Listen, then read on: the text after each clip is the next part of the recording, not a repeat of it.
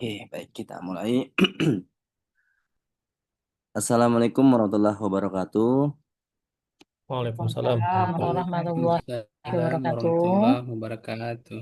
Alhamdulillah rabbil alamin wassalatu wassalamu ala asrofil anbiya wa mursalin nabiyina Muhammadin wa ala alihi wa sahbihi wa man tabi'ahum bi ihsani ila yaumiddin amma ba'd. Alhamdulillah segala puji bagi Allah yang telah mempertemukan kita dalam bentuk Zoom seperti ini dalam keadaan sehat walafiat. Salam dan salawat kepada Nabi kita Nabi Muhammad SAW. Baik Bapak Ibu, pertama-tama saya ucapkan banyak terima kasih kepada Bapak Ibu semua karena sudah ingin terlibat kembali ya dalam workshop kami. Di antara seluruh peserta yang ada di sini Bapak Ibu, hampir 60% saya kenal ya, dan sisanya itu ada yang baru bergabung dengan kami. Ini adalah workshop yang sudah keempat atau enam kali ya terkait dengan SMPLS. Oke, salam kenal Bapak Ibu ya. Nama saya ini eh, CV saya ya. Nama saya Rizal Bakri, bagi yang belum kenal ya. Kemudian saat ini saya lagi aktif sebagai dosen di FEB ya, di Prodi Bisnis Digital di UNM dengan mata kuliah yang ini saya ajarkan mulai dari pemrograman, machine learning, simulasi bisnis digital, statistika, matematika ya. Dan sebelumnya saya juga pernah mengajar di STEM Bungaya ya terkait dengan statistika. Kemudian Bapak Ibu ini saya hanya perlihatkan sekilas saja bahwa saya S1 di Matematika UNM dan S2 di Statistika di IPB. Terkait dengan hibah ini publikasi yang terakhir ini adalah publikasi Losari ya. Alhamdulillah sudah terbit di Scopus Q1 dan beberapa aplikasi yang lain. Oke, ini ada buku yang kami sudah juga buat, Haki dan seterusnya. Ini sekilas saja ya Bapak Ibu ya. Saya perlihatkan terkait dengan eh, saya. Kemudian kita masuk di materi yang akan kita jelaskan malam ini, yaitu terkait dengan sampel S ya. Insya Allah nanti besok malam kita akan menggunakan beberapa software, diantaranya Losari sendiri, Smart PLS 4, dan RStudio Cloud. Nah, tentu Bapak Ibu ya, ini adalah jadwal kegiatan kita yang insya Allah ya ada 6 pertemuan Zoom. Malam ini kita agendakan pembukaan ya. Tadi saya sudah buka sendiri ya. Kemudian konsep dasar sampel S. Besok insya Allah kita akan evaluasi kuis pekannya. Nanti malam ini ada tugas sedikit ya. Supaya ada kerja mandirinya. Soalnya gini Bapak Ibu, bagaimana caranya supaya pas 85 JP? Karena kalau pertemuannya Zoom itu, nah pertemuan segini, itu cuman 3 JP dalam satu Zoom. 3 kali 6 berarti 18 ya. Ya gimana jadinya supaya bisa 85 ya pasti ada tugas mandiri Bapak Ibu. Kemudian di pekan ketiga kita akan masuk di variabel mediasi, tapi mediasinya ada dua ya. Sekaligus kita akan tunjukkan bagaimana kalau ada indikator yang formatif ya. Oke, kemudian besoknya di pekan kedua ini kita akan bahas terkait dengan moderasi. Oke, ini juga banyak saya lihat riset-riset terkait dengan variabel moderasi. Kemudian berikutnya yaitu ini yang membuat kemarin ini waktu banyak saya kembangkan Losari ya, second order ini. Ini modelnya khusus yang two stage ya. Kemudian di akhir di pertemuan ke-6 insya Allah kita akan bahas bagaimana hasil analisis dari sampel S itu kita apa namanya? Kita masukkan ke dalam artikel ilmiah. Oke, baik Bapak Ibu ya. Jadi malam ini insya Allah kita akan bahas terkait dengan konsep dasar SEMPLS. Nah, dari peserta yang saya lihat malam ini beragam macam ya, banyak yang saya kenal ya, banyak yang sudah expert dalam SEMPLS.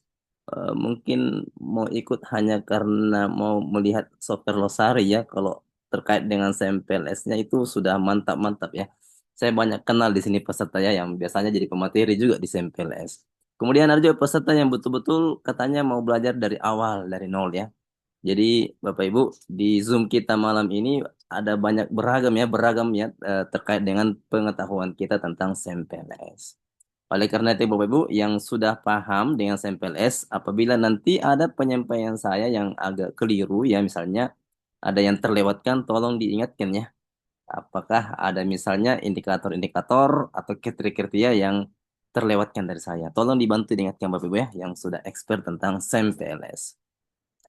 Baik Bapak Ibu ya, terkait dengan sampel S, saya menggunakan 3 referensi buku ini ya, yang tentunya dibuat oleh Hare. Oke, ini Joseph Hale. Ada 3 buku di sini. Ini terkait dengan multivariate. Ini terkait dengan PLS sendiri ya, using R. Ini yang saya pakai Bapak Ibu ya untuk membuat software Losari. Jadi seluruhnya itu software Losari itu ngambil dari sini, dari buku ini. Kemudian terkait dengan materinya, PLS itu Hale juga membuat buku lanjutannya dari sini. Ini adalah edisi yang ketiga. Oke. Nah, nanti di LMS-nya itu saya sudah berikan 2 file ini ya. Nanti kalau misalnya butuh yang ketiga juga ini yang multivariate nanti kami kirimkan juga. Oke, jadi ini sebagai referensi kita ya, sebagai permulaan di pertemuan ini. Nah, sekarang kita masuk pengantar SEM. Oke, kita masuk pengantar SEM. Katanya suara saya terputus-putus. Coba dicek Bapak Ibu yang lain.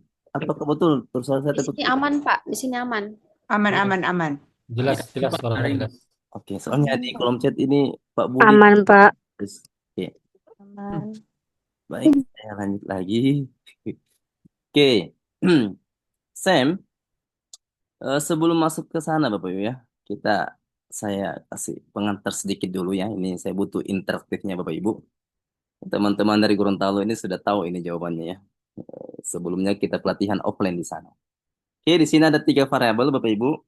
Ada variabel intensitas hujan ini, kemudian ada banyak menggunakan payung, di sini ada tinggi jalanan.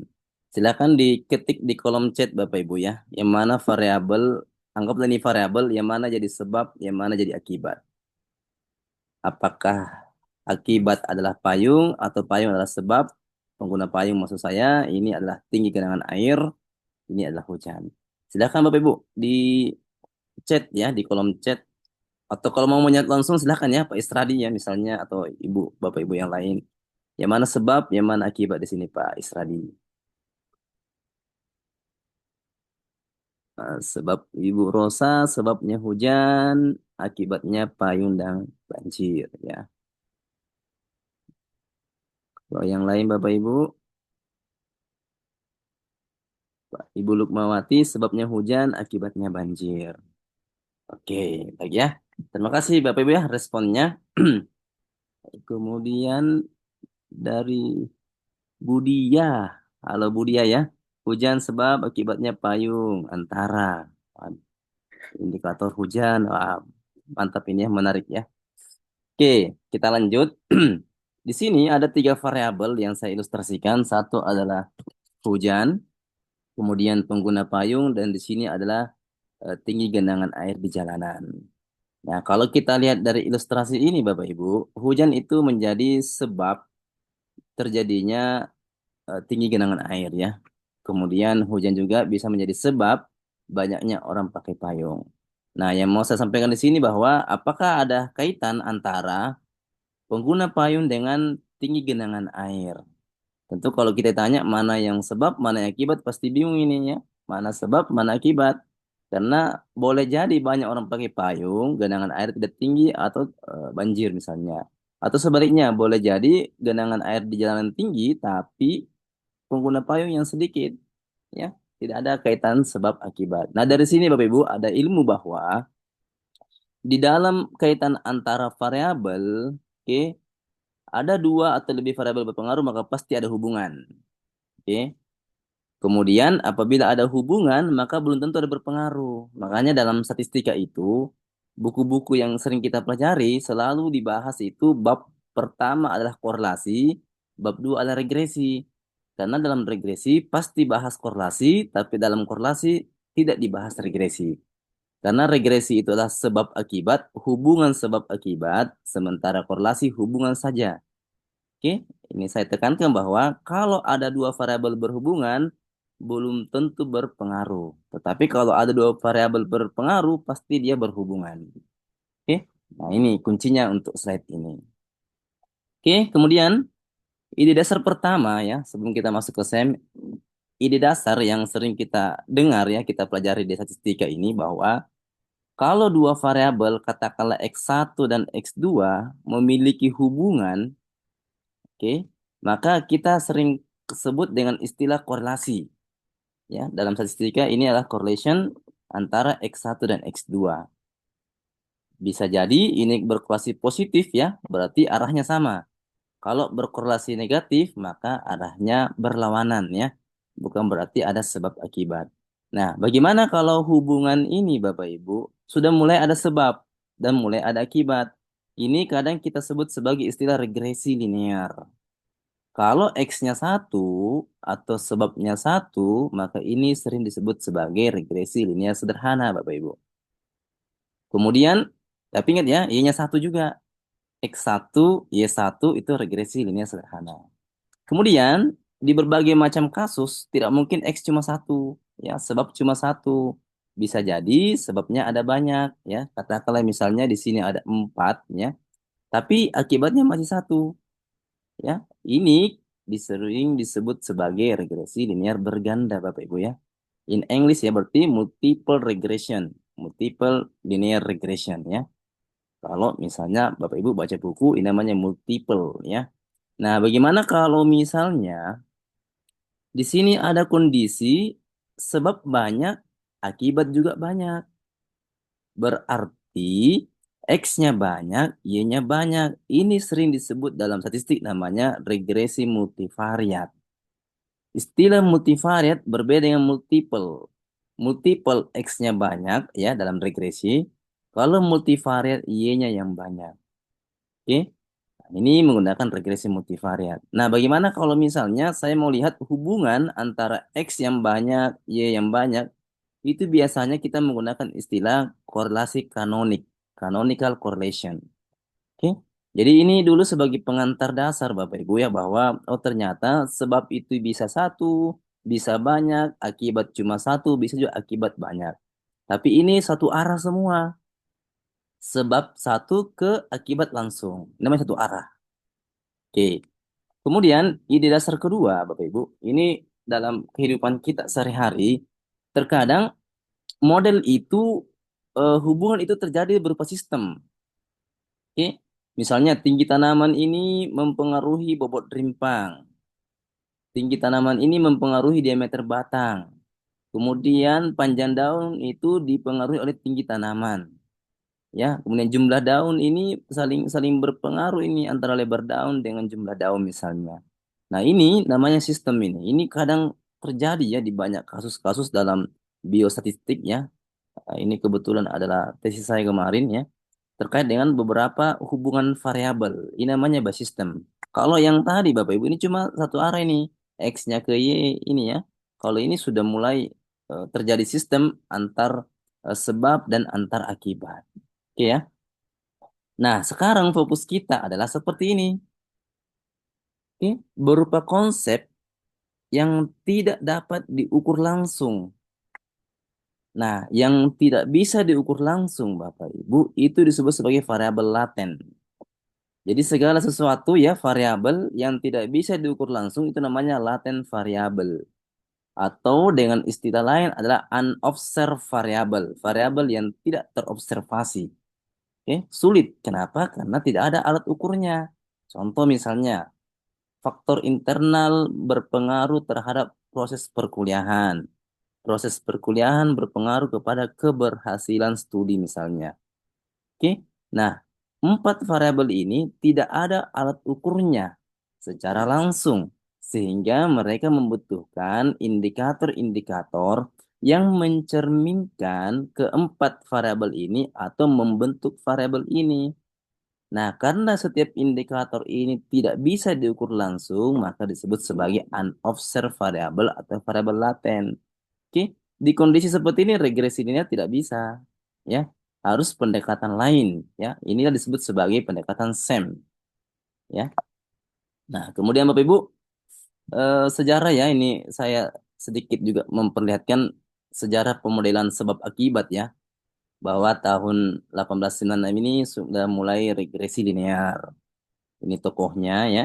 Kemudian bergeser sedikit ini ya, mulai masuk analisis faktor.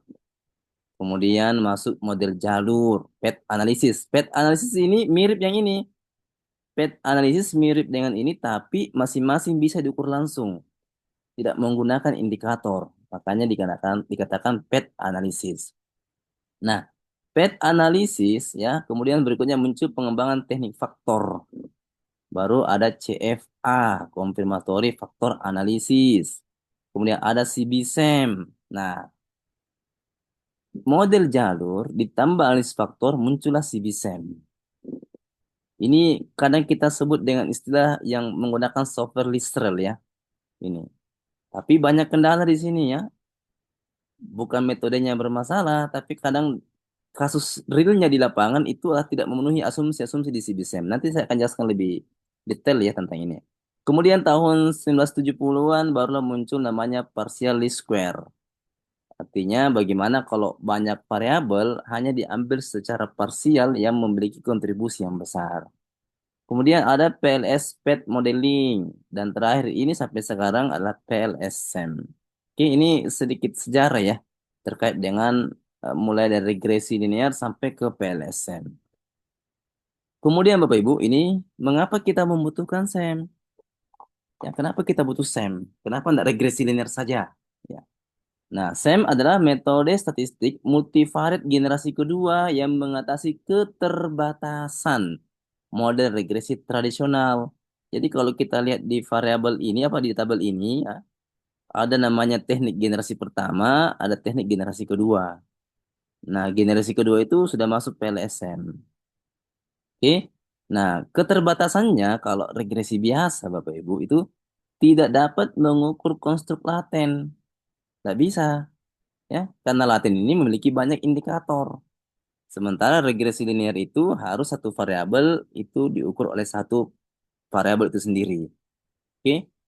Kemudian keunggulan kunci SEM ya. Ini SEM ini memungkinkan pemodelan konstruk laten misalnya motivasi, kepuasan dan seterusnya. Oke ya. Jadi sehingga kita membutuhkan SEM karena dalam regresi ini tidak mampu ya. Tidak mampu kalau misalnya ada variabel laten Bapak Ibu. Oke ya. Oke. Kemudian berikutnya yaitu memvisualisasikan hubungan sosial yang kompleks.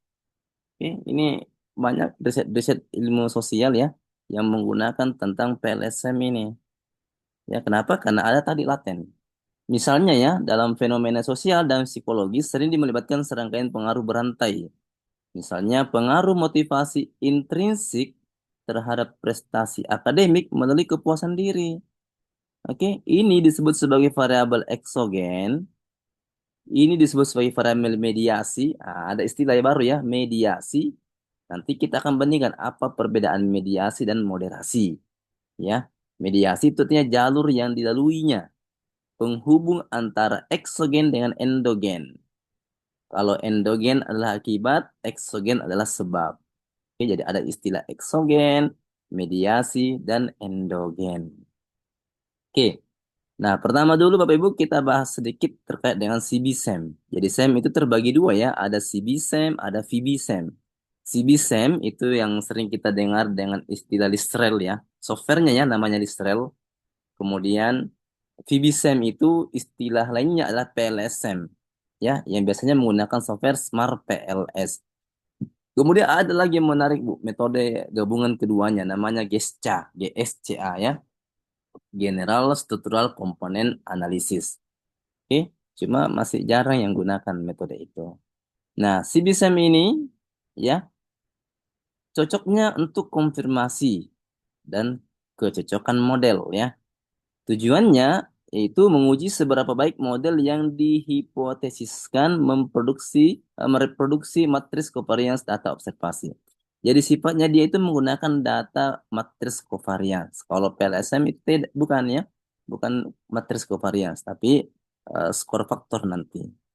Kemudian cocok untuk teori yang sudah kuat, yang sudah mapan ya. Kita hanya mengkonfirmatori teori ya, atau mengkonfirmasi teori. Nah, ini kira-kira gambarnya sebelah kanan ini ya, Bapak Ibu. Bentuknya tentang CB-SEM ini. Ini menggunakan Listerine. Oke. Kemudian dalam CB-SEM ini banyak persyarat yang sangat ketat ya, sehingga banyak peneliti beralih ke PLSM. Yang pertama, CB-SEM ini karena dia berbasis covariance, maka data harus normal. Normalnya harus normal multivariat. Nah, ini asumsi yang terkadang dalam riset kita ini banyak yang dilanggar ya, banyak yang tidak terpenuhi.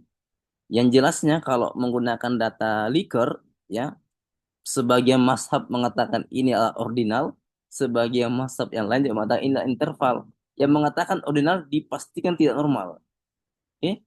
Karena normalitas ini hanya berlaku pada data kuantitatif yang rasio atau interval. Sehingga karena ini sangat ketat ya, maka biasanya tidak terpenuhi normalitas data. Dan ini harus normal kalau pakai CBSEM. Ya, selama mau menguji hipotesis. Kemudian Bapak Ibu, dalam CBSEM juga ini perlu sampel yang sangat besar, yang sangat banyak ya. Ini banyak referensi ya, ada yang mengatakan lebih dari 200, ada yang mengatakan 1:10, artinya satu indikator 10 sampel ya. Banyak referensi terkait ukuran sampel. Kemudian teori harus mapan ya. Mapan artinya gambar-gambar panah itu yang menjadi sebab, yang menjadi akibat itu sudah banyak referensi yang mendukung. Artinya teorinya sangat mapan, hanya mau mengkonfirmasi teori. Ini kalau CBSEM. Nah, kemudian CBSEM ini punya juga keterbatasan.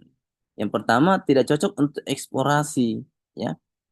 Jika tujuannya mengembangkan teori baru atau belum matang, maka tidak cocok pakai CBSEM. Yang kedua, Bapak Ibu, ini keterbatasan juga di CBSEM ini. Tidak bisa kalau formatif. Nah, ini kalau formatif ini saya akan jelaskan khusus ya. Apa itu indikator yang formatif ya? Artinya indikator yang membentuk laten. Nanti kita akan jelaskan ada yang membentuk laten, ada yang merefleksikan laten. Ya, nanti kita akan jelaskan detail di sini. Kemudian ketidakstabilan pada sampel kecil. Kalau sampelnya kecil maka tidak stabil ya. Terakhir kami coba di Smart PLS itu ya, itu bisa sampel 11 data. Di bawah itu softwarenya tidak mau jalan ya. Nah, kalau Listrel ini harus banyak ini ya, harus banyak sampelnya. Nah, kalau data kita cuma sedikit, tidak cocok pakai CBSEM. Oke ya. Kemudian Bapak Ibu berikutnya yaitu kenapa PLSM lahir. Nah, ini sejarahnya ya. Kenapa bisa lahir metode ini dan sangat populer di kalangan yang membuat riset terkait dengan variabel-variabel laten. Oke. PLS hadir karena pertama fleksibel ya. Metode ini diciptakan untuk menjadi lebih fleksibel yang tidak memerlukan asumsi distribusi yang ketat. Ya, tidak ada asumsi normalitas multivariat. Oke. Tapi ada asumsi lain ya, itu namanya fifth ya, ada asumsi lain tapi bukan asumsi normal. PLSM juga ini disebut dengan istilah statistika non parametrik ya, bagian non parametrik. Artinya tidak perlu uji normalitas. Tujuan utamanya saat ini ya, PLSM ini lebih ke arah ke prediksi ya. Bagaimana memaksimalkan R square-nya. R square itu dalam istilah lain ya, dalam regresi itu disebut sebagai koefisien determinasi, yaitu total keragaman Y dijelaskan seberapa persen dari keragaman X ya. X itu sebab, Y akibat. Kemudian pendekatannya itu berbasis varian. Kalau CBSEM berbasis covariance. Kalau PLSI itu berbasis varian. Artinya nanti indikator-indikator itu mana varian yang memiliki kontribusi terbesar. Nanti ada pembobotan. Baru itulah sebagai variabel dari latennya. Kalau CBSEM tidak ya. Harus berbentuk covariance, bentuk matriks. Kalau PLSM ini berbentuk vektor. Ini kalau kita bahas matematiknya ini agak dalam lagi ya terkait PLSM. Tapi ini masih konsep ya, konsep dasar. Oke. Kemudian apa sih perbandingan antara PLSM dan CBSEM? Ini perlu saya tekankan berkali-kali ya supaya tidak sembarangan kita ngambil metode ya. Cocoknya CBSEM malah pakai PLSM. Cocoknya PLSM malah pakai CBSEM. Jadi ini harus kita perjelas dulu. Pertama, kalau CBSEM itu memang berorientasi pada parameter, ya, karena ingin membuktikan, mengkonfirmasi apakah apa namanya teorinya ini sudah mendukung dengan fenomena kita di kasus-kasus tertentu. Kalau PLSM ini memang orientasinya adalah memprediksi, oke? Artinya teorinya ini bisa mengembangkan teori baru, ya. Kemudian pendekatan estimasi Bapak Ibu di sini berbasis covariance, ini tadi saya katakan berupa matriks. Kalau di PLSM ini berupa apa namanya vektor, ya, dan dia fokus pada R square-nya. Oke, asumsi kalau si BSEM ini mesti normal, ya, harus normal Bapak Ibu. Kalau PLSM ini karena dia non parametrik maka tidak perlu berdistribusi normal. Oke, kemudian perbandingan yang kedua, kalau di CBSEM itu hanya boleh reflektif, ya. Nanti saya akan jelaskan, ini ada slide khususnya reflektif. Kalau PLSM ini bisa reflektif, bisa formatif. Kemudian kalau kekompleksitasan model, CBSEM ini kecil, ya, sampai 50 konstruk ini, ya. Bergantung referensi juga. Kalau PLSM ini bisa besar, ya, banyak konstruknya. Konstruk itu istilah lain dari laten. Oke? Konstruk, laten, eksogen, endogen, itu semua konstruk. Kemudian konsistensi. Konsistensi ini kalau CBSEM itu di sisi akurasi parameter. Nah, di sini banyak, ya, ada CLI, TLI, NFV, banyak di sini alat ukur untuk akurasinya. Kalau di sini, ya, ada beberapa kalau di PLSM. Nah, kalau ada pertanyaan nanti mana sih yang lebih kuat antara CBSEM dan PLSM? Ya, bergantung datanya. Yang jelasnya dalam statistika itu kita dahulukan yang parametrik dulu, baru kita mengambil yang non parametrik. Oke, bagian ketiga ini, ya, bahwa dari sisi sampel, ya, PLS itu bisa 30 sampai 100 kasus, ya, bergantung jumlah indikatornya. Oke. Namun ini tidak mutlak segini, ya, bergantung referensi Bapak Ibu karena masing-masing punya referensi di artikelnya. Oke. Kemudian CBSEM ini minimal 200, ya, di referensi yang saya miliki itu segini katanya, 200 sampai 800. Oke. Kemudian indikator per variabel laten, ya, itu bisa tunggal. Nah, ini juga menariknya Bapak Ibu. Kalau di CBSEM tidak bisa tunggal, minimal dua. Kenapa? Karena berbasis covariance. Covariance itu matriks. Matriks itu minimal dua vektor. Kalau cuma satu vektor maka bukan matriks, ya. Nah, di PLSM ini itu hanya bisa boleh tunggal, ya, boleh vektor satu vektor saja. Oke. Boleh indikatornya satu, ya, kalau di PLSM. Nah, kemudian skor variabel latennya ini dapat digunakan untuk prediksi individual. Nanti ada prediksi masing-masing indikator, ya. Kemudian ini hanya berupa indikator yang reflektif saja. Untuk CBSEM, ya. Sangat terbatas CBSEM ini. Oke, sekarang mengapa ini PLSM populer? Ya, banyak penelitian mengambil ini. Karena bisa sampel kecil, tentu, ya. Sampel kita itu kadang sedikit. Maka cocoknya PLSM. Kemudian tidak data tidak normal, ya. Kalau pakai Likert itu, ya, selama menggunakan referensi bahwa itu ordinal maka dipastikan tidak normal. Oke. Kemudian dia fokus pada prediksi, ya. Prediksi kalau kita membuat teori baru. Oke.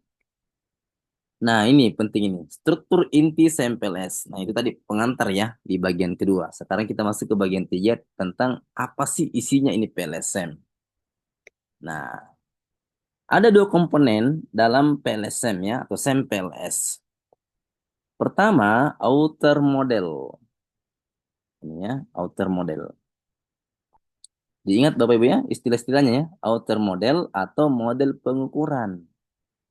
Kemudian ada inner model atau model struktural. Yang ribet dalam olah data PLS itu adalah ini, measurement model. Ini yang paling ribet, ini yang paling mudah. Karena nanti akan menjawab apakah H0 diterima atau H0 ditolak. Di sini ini aman ini. Tapi tidak boleh kita masuk ke inner model sebelum beres di outer model. Oke. Nah, apa itu outer model Bapak Ibu? Lihat gambar di sini. Ini eta 1, 2, 3, 4. Ini yang 4 ini disebut sebagai laten. Sementara kotak-kotak di sampingnya ini disebut sebagai indikator, Bapak Ibu. Indikator. Oke. Outer model adalah hubungan laten dengan indikatornya. Gitu ya. Saya ulang. Outer model hubungan indikator dengan latennya atau laten dengan indikatornya. Namanya outer di luar, ya. Berarti bagian luar ini, bagian luar. Nah, sekarang inner model berarti bagian dalam ini ya, inner ya, bagian dalam. Berarti hubungan antar laten. Oke, namanya inner model. Jadi saya ulang ya. Hubungan laten dengan indikator namanya outer model atau model pengukuran. Hubungan antar laten ini disebut sebagai inner model atau model pengukuran. Model struktural ya. Model struktural. Oke ya. Semoga tidak lupa ya besok-besok insyaallah. Nah, berikutnya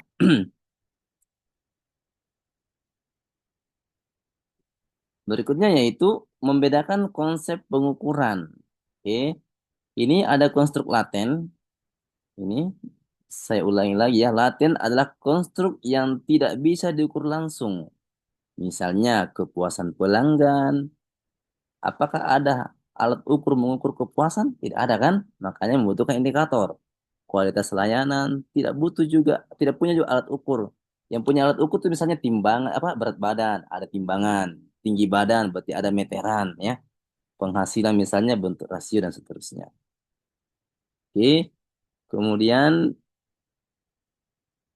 berikutnya yaitu ini disebut sebagai indikator Bapak Ibu ya. Indikator. Nah, coba lihat di sini. Saya minta Bapak Ibu dicek apa bedanya sebelah kiri dan sebelah kanan. Coba Pak Isradi lihat yang mana apa bedanya Pak? Sebelah kiri, Arah panahnya, Mas arah Rijal. panahnya. Oke, mantap Pak Isradi ya, makasih. Ini arah panahnya dari konstruk atau laten ke indikator. Ini arah panahnya dari indikator ke laten atau ke konstruk. Oke ya. Berarti dari sini menunjukkan ada dua jenis indikator. Oke. Ini disebut indikator reflektif. Ini disebut indikator formatif. Reflektif kalau di bahasa Indonesia adalah mencerminkan, menggambarkan, merefleksikan ya. Merefleksikan ya. Ini indikator menggambarkan konstruk. Kalau formatif dari kata form berarti membentuk. Konstruk baru bisa ada kalau ini ada indikator. Ini mirip dengan regresi berganda. Ini sebab satu, ini sebab dua, ini sebab tiga. Nanti ada sebabnya baru terbentuk ini konstruk. Ini namanya formatif. Jadi perbedaannya kalau reflektif itu panah dari laten ke indikator. Kalau formatif dari indikator menuju laten Bapak Ibu ya. Nah, itu perbedaannya. Nah ini kita bahas lagi ya. Indikator diasumsikan sebagai manifestasi. Ada juga istilah kata manifest ya. Manifestasi itu ya mirip dengan istilah apa namanya indikator yang reflektif. Ya, arah panah bergerak dari konstruk ke indikator efek keluar. Contoh misalnya, kepuasan pelanggan direfleksikan oleh kemungkinan merekomendasikan atau kesediaan membayar lebih. Ini indikatornya yang merefleksikan tentang kepuasan pelanggan. Sedangkan di formatif, Bapak Ibu ini formatif, itu adalah penyebab atau pembentuk konstruk laten. Arah panah bergerak dari indikator ke konstruk efek masuk. Ini efek keluar, ini efek masuk. Contoh misalnya status sosial ekonomi dibentuk oleh pendapatan, tingkat pendidikan, dan pekerjaan. Oke, semoga Bapak Ibu sudah paham semua ya. Saya kasih contoh kasus ya, kasih contoh kasus yang sederhana sekali ya. Misalnya kita mau ada bakwan ya, bakwan. Indikator pertama adalah terigu, indikator kedua adalah gula, indikator ketiga adalah air. Pak Isradi atau Bapak yang lain, satu gula, satu terigu, satu air. Ketiga indikator ini mencerminkan bakwan atau membentuk bakwan, Pak. Gula, terigu, air itu mencerminkan bakwan atau membentuk bakwan. Membentuk. Membentuk Bu Yustika ya. Oke. Iya, Pak. Berarti ketiga indikator tadi itu disebut sebagai indikator formatif. Kemudian bakwan lagi. Indikator pertama adalah harga murah. Yang kedua rasanya enak. Yang ketiga adalah gurih. Berarti murah, enak, dan gurih itu membentuk bakwan atau mencerminkan bakwannya. Mencerminkan bakwannya. Oke, Yustika ya. Berarti kalau begitu itu namanya indikator reflektif. Nah, kira-kira begitu Bapak Ibu ya. Semoga paham ya dengan kalimat sederhana tadi itu. Baik. Ini ada istilah yang gambarnya ini ya, kita hanya ulang saja ini terkait dengan apa perbedaan antara formatif dan reflektif. Oke, ini ada gambarnya. Oke, ini namanya formatif ya, karena panahnya masuk. Ini namanya reflektif karena panahnya keluar. Reflektif itu kita hanya lihat loading faktornya. Ini namanya Eigen 1, Eigen 2, Eigen 3, Eigen 4, Eigen 5. Ini kalau di kuadratkan inilah variansnya, keragamannya. Inilah pembobotannya ya, wake 1, wake 2, wake 3, dan seterusnya. Ini mirip dengan eh, koefisien beta ya dalam regresi berganda. Oke, makanya bentuknya seperti ini. Laten variabel sama dengan W1 dikali indikator ditambah W2 dikali indikator. Ini mirip regresi berganda ini. Ya. Kalau di sini indikator sama dengan ini ya, Eigen 1 dengan latihan variabelnya ditambah error. Makanya banyak error di sini nanti. Ya. Banyak nilai-nilai residualnya. Ya. Nah, sekarang masuk gimana sih caranya PLSM ini bekerja? Yaitu dia butuh variabel komposit, ya, komposit variabel. Apa itu komposit variabel? Yaitu ini kombinasi linear dari indikator-indikatornya. Kombinasi ini bertujuan untuk mewakili konstruk laten. Ya. Dalam matematika ini ada namanya kombinasi linear ya. Y sama dengan A ditambah A kali X1 ditambah B kali X2 ditambah C kali X3 seterusnya ya. Nah, konstruk laten ini diestimasi sebagai komposit variabel. Jadi ada satu variabel terbentuk dari hasil dari kombinasi linearnya indikator-indikator tadi. Itu sebuah kombinasi linear dari indikator-indikatornya yang teramati. Berarti indikator dalam PLSM itu adalah observed variable, sementara laten itu disebut sebagai unobserved variable. Oke, jadi ini yang membedakan antara PLSM dengan metode yang lainnya. Oke, nah bagaimana matematiknya? Nah ini sekilas saya tunjukkan ya. Model matematik, apakah itu kombinasi linear? Ini, oke, di bukunya Hare ditulis begini nih. Komposit sama dengan pembobot 1 dikali X1. Ini indikator 1 nih. Ditambah W2 berarti pembobot 2 dikali X2. Kalau dikali dan dijumlahkan, ini disebut sebagai komposit. Untuk menggambarkan konstruk yang pertama. Begini dan seterusnya. Kenapa dikatakan komposit ini? Karena konstruk itu dibentuk dari berarti composed of indikator-indikator observasi. Dalam PLSM ini disebut sebagai variates. Oke, nah, banyak istilah lain lah. Ini matematisnya ya. Kita masih banyak ini yang turun-turun rumusnya yang bisa kita buat untuk menduga parameternya. Tapi saya hindari malam ini untuk menjelaskan rumus-rumusnya ya secara manual.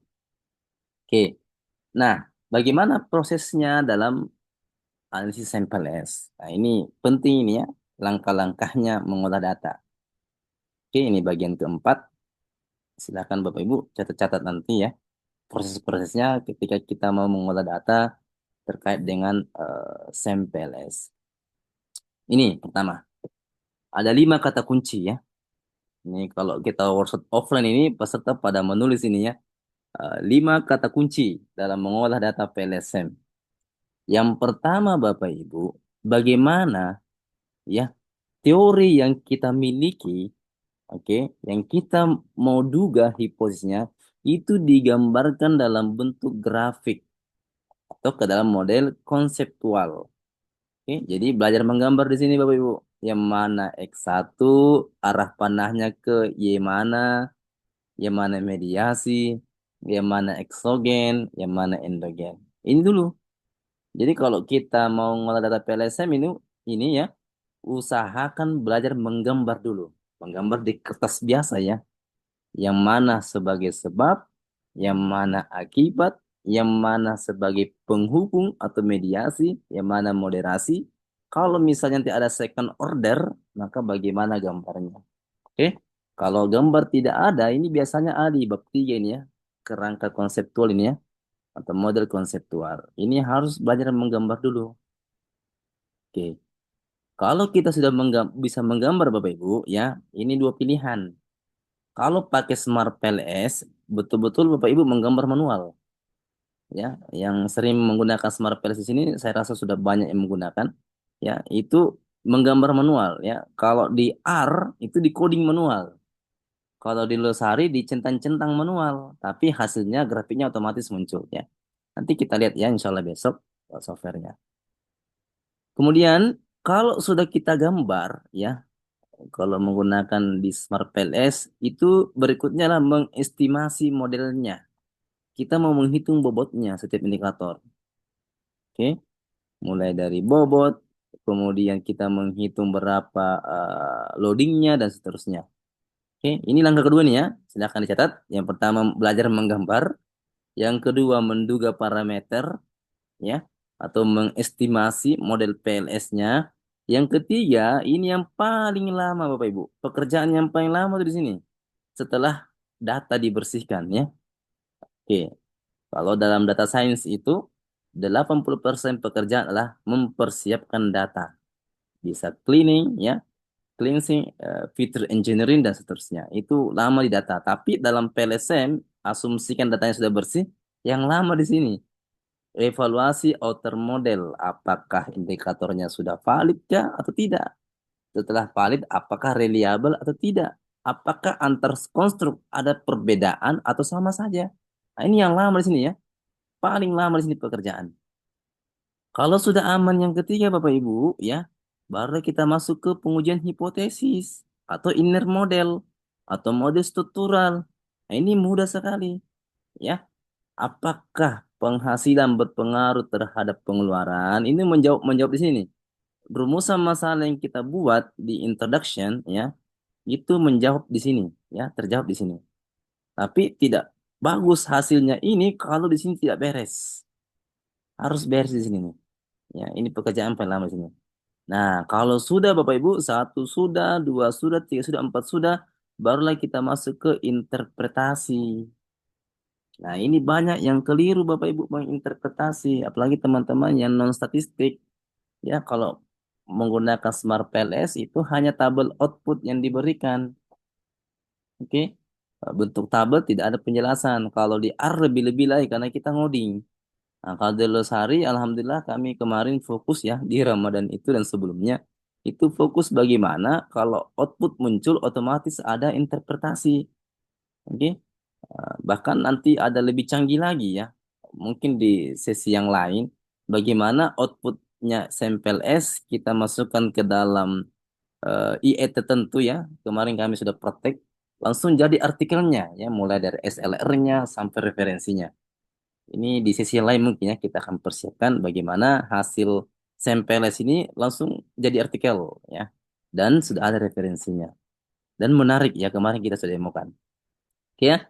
Jadi ini Bapak Ibu, ya ini 5 langkah yang Bapak Ibu harus kuasai. Pertama menggambar, ya saya ulang-ulang ya supaya besok nanti tidak ada yang bertanya lagi nih ya terkait gimana sih caranya Pak ya.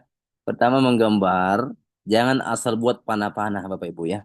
Jangan eh, apa ya ilmu cocologi ya mencocok-cocokkan sebab akibat ya sebab ini akibatnya itu asal menggambar panah hati-hati harus ada referensi yang mendukung ya. Yang mana sebab, yang mana akibat. Ini di sini harus harus benar nih, harus clear di sini menggambarnya. Baru kita mengestimasi. Ini banyak banyak banyak software yang bisa kita gunakan di sini ya. Bisa Smart PLS, bisa Warp PLS, ada namanya R Studio ya, ada juga Python ya, sudah ada modelnya dan seterusnya. Oke ya. Jadi menggambar, menduga, mengevaluasi bagian luar ya, kemudian mengevaluasi bagian dalam, menjawab rumusan hipotesis di sini ya, rumusan masalah. Kemudian di sini menginterpretasi atau memprediksi nanti ya. Kira-kira begini Bapak Ibu ya di bagian ini. Nah, langkah pertama. kita kupas lagi satu-satu. Dari 5 ini kita kupas lagi satu-satu. Apa itu menggambar? Ya, ini gambar sebelah kanan ini Bapak Ibu ya. Bapak Ibu sekalian di sini ya. Dari teori ke model konseptual. Ini. Yang pertama, kita mengidentifikasi konstruk laten, variabel yang tidak teramati. Yang mana latennya? Misalkan di sini gambar ini, team collaboration, itu namanya laten, atau konstruk, atau unobserved variable. Kemudian supervision, kemudian war motivation, dan auditor performance. Oke, ini namanya laten. Nah, sekarang bagaimana membuat diagramnya, atau PET diagram. Berarti kita menarik panah-panah begini. Nah, ini tidak boleh sembarangan Bapak Ibu ya. Ini namanya panah pengaruh langsung. Dari team collaboration ke work motivation namanya pengaruh langsung. Langsung ke sini. Team collaboration ke auditor performance ini juga pengaruh langsung Bapak Ibu. Ya, pengaruh langsung dari sini. Nah, bagaimana kalau team collaboration ke auditor performance melalui, ada kata melalui. Ini disebut sebagai mediasi, war motivation. Ini namanya penghubung. Oke, nanti di pertemuan berikutnya namanya moderasi. Itu pengganggu hubungannya, bisa mempererat, bisa memperlemah hubungan antar laten. Kalau mediation ini penghubung, PHB ya. Ini. Oke, kemudian Bapak Ibu kalau gambarnya sudah oke, ya teorinya memang mendukung bahwa ada gambar ini eksogen ke sini, maka lanjut ke tahap berikutnya. Jadi Bapak Ibu jangan asal menggambar ya, harus betul-betul secara teori ini menjadi sebab, ini menjadi akibat. Oke? Nah, kira-kira aman ya untuk yang pertama ini. Langkah kedua adalah menghitung bobotnya. Nah, ini kalau mau manual agak berat ya, makanya di sini muncullah beberapa software. Ini bukan urusan kita ini dari sisi manualnya ya, urusan software ini. Software yang menghitung ya. Software yang menghitung bagaimana pembobotannya, bagaimana algoritma PLS-nya. Apakah Smart PLS kita gunakan, Losari atau kita menggunakan RStudio. Oke, jadi pertama kita input data, kemudian kita buat iterasi algoritma ya. Ini tinggal diklik-klikin nanti ya. Kemudian kalau konvergen maka berhenti iterasinya. Kalau sudah berhenti maka itulah hasil dari pendugaannya. Makanya muncul nilai beta 0, beta 1 ya. Nah, ada kekurangan juga Bapak Ibu. Kadang data kita itu tidak konvergen. Divergen terus. Makanya muncul error ya. Nah, biasanya terjadi itu kalau misalnya nilai VIP-nya tinggi, multicollinearsnya tinggi, atau datanya ada yang missing atau kurang. Ya, banyak hal yang membuat dia tidak konvergensi. Oke. Nah, ini semua menggunakan software, jadi kita tidak perlu khawatir dari sisi ini, tidak perlu manual dan seterusnya. Jadi ini yang kedua ya, setelah menggambar, kita menduga parameternya. Oke. Terus langkah ketiga, evaluasi outer model. Nah, disinilah muncul ya, ada istilah reflektif dan formatif. Ini beda pendekatannya ya. Beda caranya mengevaluasi kalau reflektif dan beda caranya mengevaluasi kalau formatif. Nah, makanya Bapak Ibu ya, hati-hati menyusun kuesioner. Jangan sampai kuesionernya itu kalimatnya membentuk, lantas kita buat panahnya keluar. Panahnya reflektif. Oke. Kemudian ciri-ciri berikutnya lagi, kalau membuat kuesioner, usahakan arahnya sama. Contoh, ya, kepuasan ini diukur oleh 5 indikator. Maka seluruh pertanyaan indikatornya ini harus arahnya sama. Apakah sama-sama positif atau pertanyaan sama-sama negatif. Jangan dicampur. Jangan dicampur antara pertanyaan positif dan pertanyaan negatif pada satu konstruk. Pasti skor Likert-nya itu akan sama angka 1 dan angka 5. Kalau dicampur, ya. Nah, di situ triknya kalau kita mau mengolah data yang yang ada model reflektif dan formatifnya. Oke. Nah, kemudian Bapak Ibu ya, ini evaluasi atur model yaitu kita mau melihat apakah reliabilitas dan valid. Oke, ada beberapa alat ukur yang akan kita praktekkan nanti. Yang pertama adalah loading indikatornya. Ini kalau reflektif ya. Kalau reflektif itu kita lihat konsistensi internalnya dengan cara loading faktornya atau indikator loadingnya. Nah, ini ada yang mengatakan 0,7, ada yang mengatakan 0,708. Angka ini saya ambil di buku Hare. Oke. Kalau Bapak Ibu punya referensi yang lain, karena di sini juga ada mengatakan antara 0,4 sampai 0,7, maka ini masih bisa diterima selama AVE-nya tidak meningkat. Oke. Boleh di bawah 0,7 asalkan AVE-nya tidak meningkat. Jadi banyak referensi ya. Kalau saya lebih cenderung menggunakan yang di buku Hare saja ya, 0,708. Kenapa pakai 0,8 lagi di belakangnya? 0,708. Ini Bapak Ibu, kalau dipangkat 2 kan, maka ini lebih 50%. Kalau tidak ada angka 8-nya, dipangkat 2 kan, itu cuma 49%. Oke, indikator hanya mencerminkan 49% terhadap latennya, maka sangat sedikit. Harusnya lebih dari setengah dari 100%. Oke, harusnya ya, makanya di buku Hare itu ditambahkan 708. Kemudian dari sisi composite reliability, ini CR-nya itu disarankan di atas 0,7.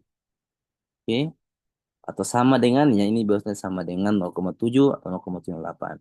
Kemudian AVE-nya disarankan lebih atau sama dengan di sini 0,5 ya untuk AVE-nya, average variance extractive-nya.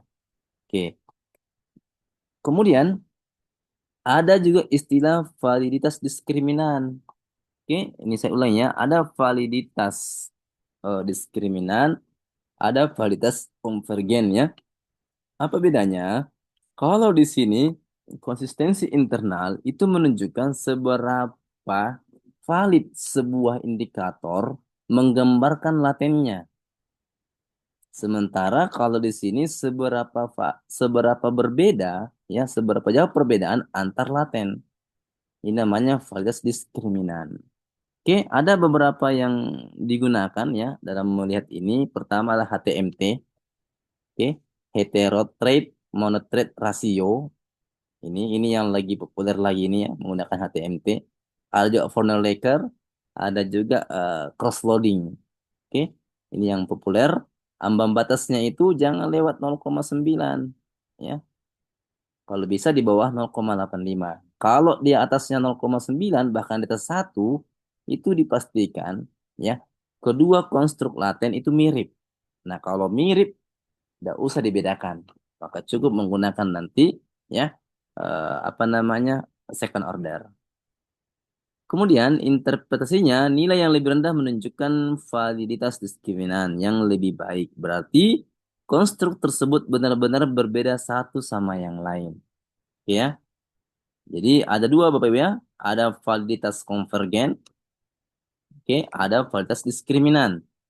Validitas konvergen atau konsistensi internal ini mengukur seberapa hebat suatu indikator-indikator menggambarkan kondisi latennya. Kalau diskriminan seberapa berbeda ya, benar-benar berbeda antara konstruk yang satu dengan konstruk yang lain. Oke, jadi ini antar konstruk, kalau ini konstruk dengan laten. Apa indikator dengan latennya atau konstruknya. Nah, sekarang Bapak Ibu, kita masuk yang formatifnya. Ini saya uraikan detail ini ya, reflektif dan formatif. Nah, kalau konstruk formatif Bapak Ibu, dia punya alur tersendiri. Oke? Yang pertama itu ya, ini perlu dicek dulu apakah terjadi multikoliniaritas atau tidak. Karena ingat ya, formatif itu mirip regresi berganda. Regresi berganda kalau ada multikol itu tidak cocok dalam pendugaannya, ya pasti bias. Oke, makanya yang pertama dicek itu indikatornya dulu, apakah terjadi VIF yang tinggi atau rendah. VIF itu adalah variance inflation factor. Ada yang mengatakan di bawah 5. Kalau mau lebih detail lagi ya, lebih lebih anu lagi, ini di bawah 3. Ada yang mengatakan di bawah 10. Bergantung referensi yang Bapak Ibu gunakan ya. Karena yang menentukan baik tidaknya referensi kita adalah reviewer nanti ya, yang tempat kita untuk mempublish. Kemudian kalau tinggi, ini dipertimbangkan untuk digabung saja indikatornya. Kalau indikator 1 dan indikator 2 memiliki nilai VIF yang tinggi, maka digabung saja. Mungkin kalau Likert itu cara menggabungkannya adalah ambil nilai modusnya. Oke? Atau misalnya dirata-ratakan ya, kalau nilai apa namanya ada yang VIF-nya tinggi. Oke. Nah, bagaimana berikutnya? Ini agak panjang ya kalau formatif. Ini. Kalau formatif, langkah pertama, lihat dulu indikator wake-nya. Kalau reflektif tadi gampang sekali kan, langsung lihat indikator loading-nya. Kalau formatif Bapak Ibu, itu kita lihat dulu apa namanya bobotnya. Kalau bobotnya dia signifikan, maka aman, dikatakan valid. Tapi kalau tidak signifikan, makanya dilihat lagi indikator loadingnya. Apakah indikator loadingnya di bawah 0,5 atau di atas atau sama dengan 0,5? Ini di buku Hare ya, ini saya capture dari eh, bukunya Hare ini. Oke ya. Kalau misalnya di bawah 0,5, lihat lagi signifikansinya. Apakah signifikansi di indikator loadingnya atau tidak? Kalau di atasnya 0,5, maka aman. Oke. Walaupun tidak signifikan di indikator wake-nya, tapi indikator loadingnya di atas 0,5, maka aman. Oke. Saya pelan-pelan Bapak Ibu ya. Saya eh, kelompokkan dulu istilah-istilah ya. Ada indikator wake, ada indikator loading. Saya ulang ya. Ada indikator pembobotan atau indikator bobot, ada indikator loading. Indikator bobot itu yang tadi simbol W1, W2 dan seterusnya. Kalau indikator loading itu tadi simbolnya ya, yang egin 1, egin 2 dan seterusnya. Nah, kita pertama dulu di sini ya, diulangi lagi. Kalau indikator wake-nya signifikan, signifikan itu kalau di bawah 0,05 ya. 0,05 kalau alfanya 0,05 ya di bawahnya. Kalau dia signifikan aman, berarti indikator formatif itu valid. Jangan dihapus. Kalau dia signifikan, indikator wake-nya. Kalau tidak signifikan, apakah langsung dihapus? Jangan Bapak Ibu. Lihat lagi indikator loadingnya. Oke, ya. Lihat indikator loadingnya. Kalau indikator loadingnya di atas 0,5 atau sama dengan 0,5, maka pertahankan indikatornya. Walaupun tidak signifikan di sini. Ini kan jalurnya begini ya, flowchart-nya kan begini. Oke. Tapi kalau misalnya di bawah 0,5, cek lagi kesignifikanan di indikator loading. Kalau dia tidak signifikan, oke, ini maka delete, langsung hapus. Kalau dia signifikan, pertimbangkan untuk dihapus. Bukan berarti dihapus, bukan juga dipertahankan, dipertimbangkan. Kalau memang indikator itu penting, ya, maka Bapak Ibu mempertimbangkan untuk menghapusnya. Oke, ini alurnya ya. Alurnya kalau formatif. Memang agak panjang ya. Makanya di pertemuan ketiga ini saya bahas untuk formatif. Oke. Berikutnya langkah keempat. Nah, ini mudah ini ya. Kalau sudah masuk inner model. Kenapa? Karena outer model sudah aman. Inner model ini ya hanya menguji hipotesis kita di rumusan masalah itu. Ya. Menilai hubungan antar konstruk, apakah hubungannya positif atau hubungannya negatif. Hubungan yang positif menunjukkan kalau signifikan maka berpengaruh positif. Hubungan yang negatif kalau signifikan di regresinya maka dikatakan berpengaruh negatif. Oke, kemudian di sini ya kita akan melihat koefisien determinasi R square-nya. R square yang tinggi menunjukkan bahwa kontribusi keragaman eksogen atau YX itu bagus. Ya, kemudian kita melihat juga nilai p-value-nya untuk menjawab hipotesis ya. Tentu di sini menggunakan bootstrapping. Nah, ini istilah baru ya dalam statistik itu bootstrapping itu artinya bagaimana meng-create banyak sampel di mana sampel awal sedikit.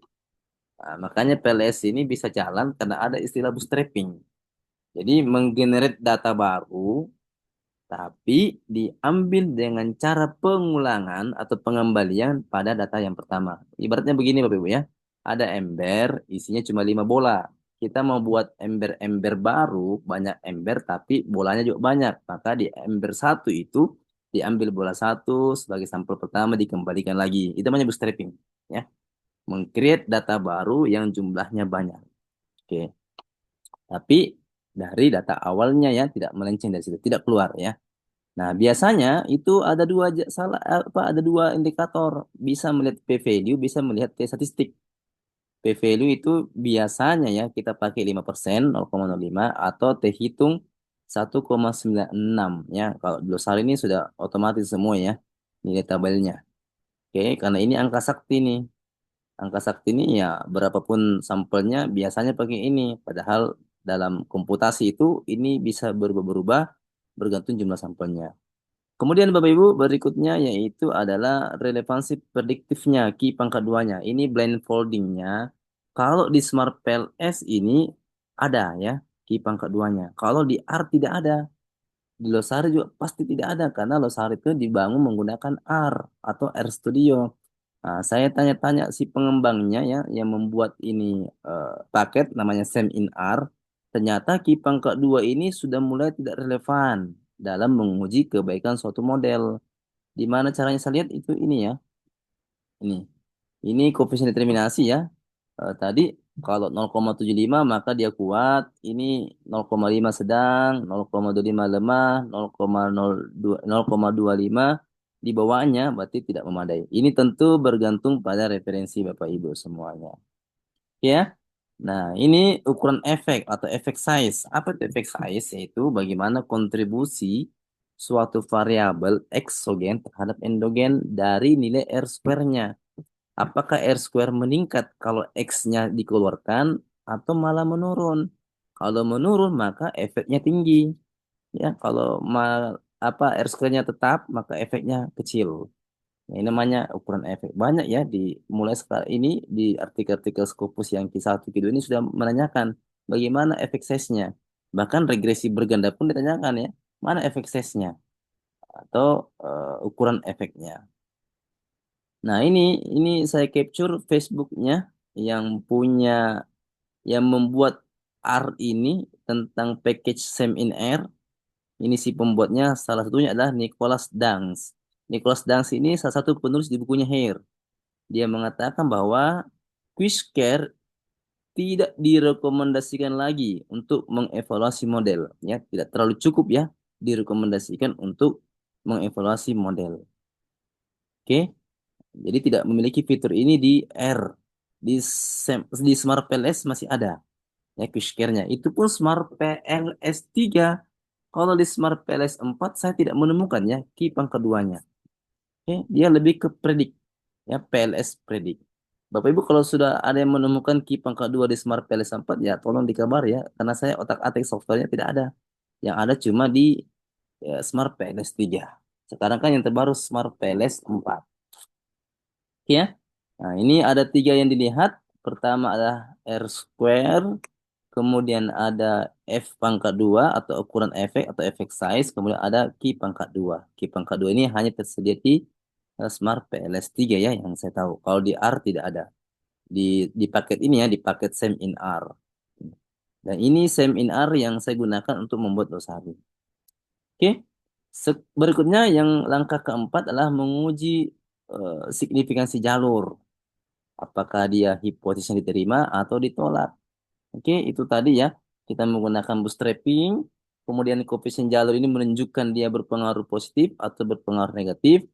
T statistik dan PPL ini untuk menunjukkan apakah uji hipotesis diterima atau ditolak. Ya, ini kita lihat. Yang jelasnya sama hasilnya ya. Ini juga kadang kita lihat beberapa skripsi menggunakan T hitung lain, P value lain. Di sini H0 diterima, di sini H0 ditolak. Pasti ini skripsinya di apa ya, dimodifikasi ya. Dalam statistik itu tidak boleh berbeda jawabannya ini. Kalau dengan cara T hitung H0 ditolak, maka harus ya pasti ya. P value itu harus H0 juga ditolak. Jangan di sini terima, di sini tolak. Ya, ini dimodifikasi biasanya ya. Karena ini dulu tidak ada software, maka menggunakan ini T-statistik. Karena sudah ada software, maka sudah canggih menghitung P-value dari distribusinya. Oke. Nah, kemudian Bapak Ibu, keputusan kalau misalnya kita pakai 0,05 maka tentu di bawahnya 0,05 P value H0 ditolak. Kalau di atasnya maka H0 diterima. Oke ya. Nah, kemudian ini selanjutan Bapak Ibu ya. Untuk beberapa kasus, insya Allah ini di pertemuan keempat dan kelima, kita akan bahas high order. High order itu nanti saya tunjukkan contohnya ya. Kemudian ada efek moderasi, efek interaksi sebenarnya ya. Moderasi itu istilah dari interaksi antar sebab ya. Ada sebab tertentu yang menjadi interaksi perkaliannya ya. Ada juga dengan cara ortogonalnya dan seterusnya. Oke, jadi ini 5 langkah ya. Ini langkah terakhir adalah menginterpretasi hasil prediksi ya. Itu tentu menguji hipotesis bagaimana interpretasinya, kalau mediasi atau moderasi bagaimana interpretasinya, kalau ada prediksi bagaimana interpretasinya. Ya. Semuanya ini akan diinterpretasi ya. Kemudian model fit ini dari yang baru ya di PLS ini adalah yang Smart PLS 4 ini yang baru ya. Itu sudah mulai bagus model fitnya dan prediksinya. Oke, ada paradigma Bapak Ibu ya. Paradigma lama dibanding paradigma baru di bukunya Herin ya.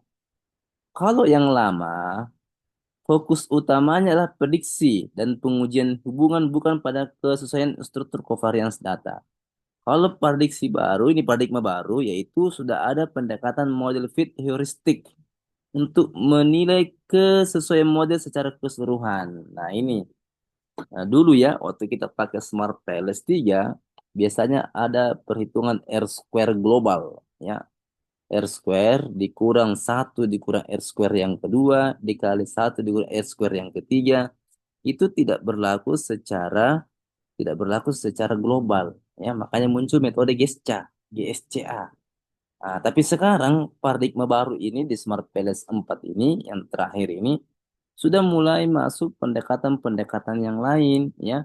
Ada mulai masuk apa namanya prediksi sehingga muncullah nanti indikator-indikator untuk mengukur kebaikan modelnya ya. Nah, dulu tidak ya, dulu tidak. Sekarang sudah ada istilah RMSE, NFI ya dan seterusnya. Ya, sudah ada fit globalnya. Nah, dulu itu hanya R square tadi itu R square dikurang 1 dikurang R square 2 ya dan seterusnya. Oke, sekarang ada istilah Ki pangkat 2 predik. Ini kalau di Smart PLS 3 nih masih ada ini. Ya. Nah, kemudian di Smart PLS 4 juga ada ya Ki pangkat 2 predik namanya ya. Bukan Ki pangkat 2 yang blind folding itu. Kemudian ada RMSE. Nah, dulu di Smart PLS 3 itu ada ini RMSE. Ada juga MAE, mean absolute error. Ya, kalau di CBSEM itu ada banyak ya, ada CLI, TFI, ya, NFI dan seterusnya. Nah, kemudian ini ringkasannya ya Bapak Ibu ya. Bahwa pertama kita mau melihat reliabilitas dan validitas. Kemudian uji model struktural, ini model. Kemudian model fit, ya kebaikan model. Kemudian kinerja prediktif, ya ini kita nanti menggunakan RMSC dan MAE. Kalau Smart PLS 4 ini muncul ini. Tapi kalau tipe yang kedua blindfoldingnya itu, ya yang ada fiturnya di Smart PLS 3. Kalau di R cuma ada ini RMSE sama MAE. Tentu di Losari cuma ada juga yang dua ini. Oke. Nah, kemudian ini Bapak Ibu ada beberapa software yang populer ya di kalangan kita. Dulu Lisrel, ini ya Lisrel. Kemudian Amos ya, ini Amos untuk pet analisis bisa. Ini kalau CBSEM ini CBSEM. Ini kalau pet analisis ya, bisa juga CBSEM di sini. Ya, ini namanya Amos. Ini namanya Smart PLS. Smart PLS 3 kayaknya nih. Ya, iya. Atau iya 3 ini ya. Oke, ini Smart PLS. Ada juga namanya War PLS ini. Kemudian ini RStudio ini ngodingnya, ini ngoding di sini ada codingnya nih. Ya, ini ngoding. Nah, ini karena kita ngoding banyak teman-teman ya peserta kalau pelatihan tidak bisa ngoding berat ya, makanya kami Losari bagaimana membuat web atau software yang tanpa coding ya, tapi nilainya sama ini ya, R di sini ya sama. Hasil yang dikeluarkan oleh R sama dengan di Losari. Kenapa? Karena kami Losari membuat software menggunakan R. Oke. Nah, tapi tidak ngoding lagi, tinggal diklik-klik-klik jadi ya. Nah, tentu di sini kami menggunakan package namanya SAM in R. Ya. Nah, Bapak Ibu ya, ini softwarenya. Kemudian nanti insya Allah besok ya kita akan mulai melihat bagaimana melakukan praktek ya. Nah, ini ada model mediasi ya. Ini ini kita akan praktekkan besok insya Allah ini ya. Ini ini namanya spesifikasi model ya. Membuat gambar-gambar seperti ini masih manual ini ya. Ini ada kualitas layanan, kualitas makanan, suasana restoran, cita rasa dan kualitas kepuasan pelanggan. Ini mediasi, ini eksogen, ini endogen. Ini namanya indikator reflektif, indikator reflektif. Kemudian di pertemuan ketiga ya, kita akan bahas yang dua mediasi. Dua mediasi itu seperti apa ini, Bapak Ibu? Nah, coba saya mau cek lagi ya kefokusannya Ibu. Coba disebutkan Bapak Ibu, yang mana di sini laten yang formatif. Bisa langsung bersuara, bisa langsung di kolom chat ya. Gimana formatif? Bu Bornok Situmorang, KP, Pak Lari, KP. Oke ya. Nah, yang menjadi formatif adalah KP, kualitas kepuasan pelanggan ya. Oke. Ini formatif, kenapa? Karena panahnya masuk. Ini reflektif, ini reflektif, ini reflektif. Ini mediasi ya. Ada dua. Nanti ini di pertemuan ketiga ya. Kemudian Bapak Ibu, ini namanya model moderasi. Apa sih itu model moderasi? Nah, lihat ini ada warna hijau. Moderasi ini adalah bisa dikatakan pengganggu, bisa juga memperkuat ya, bisa memperlemah, bisa memperkuat hubungan antara CR dengan KP. Jadi ini sebagai pihak ketiga ya. Kalau yang mediasi adalah penghubung PHB ya, kalau mediasi. Kalau moderasi adalah pihak ketiganya. Ya, yang namanya moderasi. Ini insya Allah di pertemuan keempat ya kita bahas. Ada moderasi, ada formatif di sini ya, seterusnya. Kemudian di pertemuan berikutnya kita akan bahas seperti ini. Ini namanya second order ya. Apa itu second order? Suatu laten diukur oleh laten lagi. Latennya yang ini PP diukur oleh laten. Kalau yang tadi masing-masing laten diukur oleh indikator. Laten KM diukur oleh indikator ini, laten ini diukur oleh ini dan seterusnya. Oke. Nah, kalau di sini laten diukur oleh laten lagi. Latennya baru diukur indikator namanya second order, tahap dua ya. Artinya dua tahap. Tidak langsung ke sini, tapi ini ke sini dulu baru ini ke sini. Ini namanya second order. Oke, misalnya kita akan bahas ini di pertemuan yang kelima ya. Ada seterusnya. Pak, sepertinya sudah habis Bapak Ibu ya. Materi saya. Silahkan Bapak Ibu ya. Kalau ada yang ingin bertanya langsung ya, disampaikan saja. Oke, silakan Bapak Ibu. Yang mau bertanya langsung silakan angkat tangan ya, raise hand.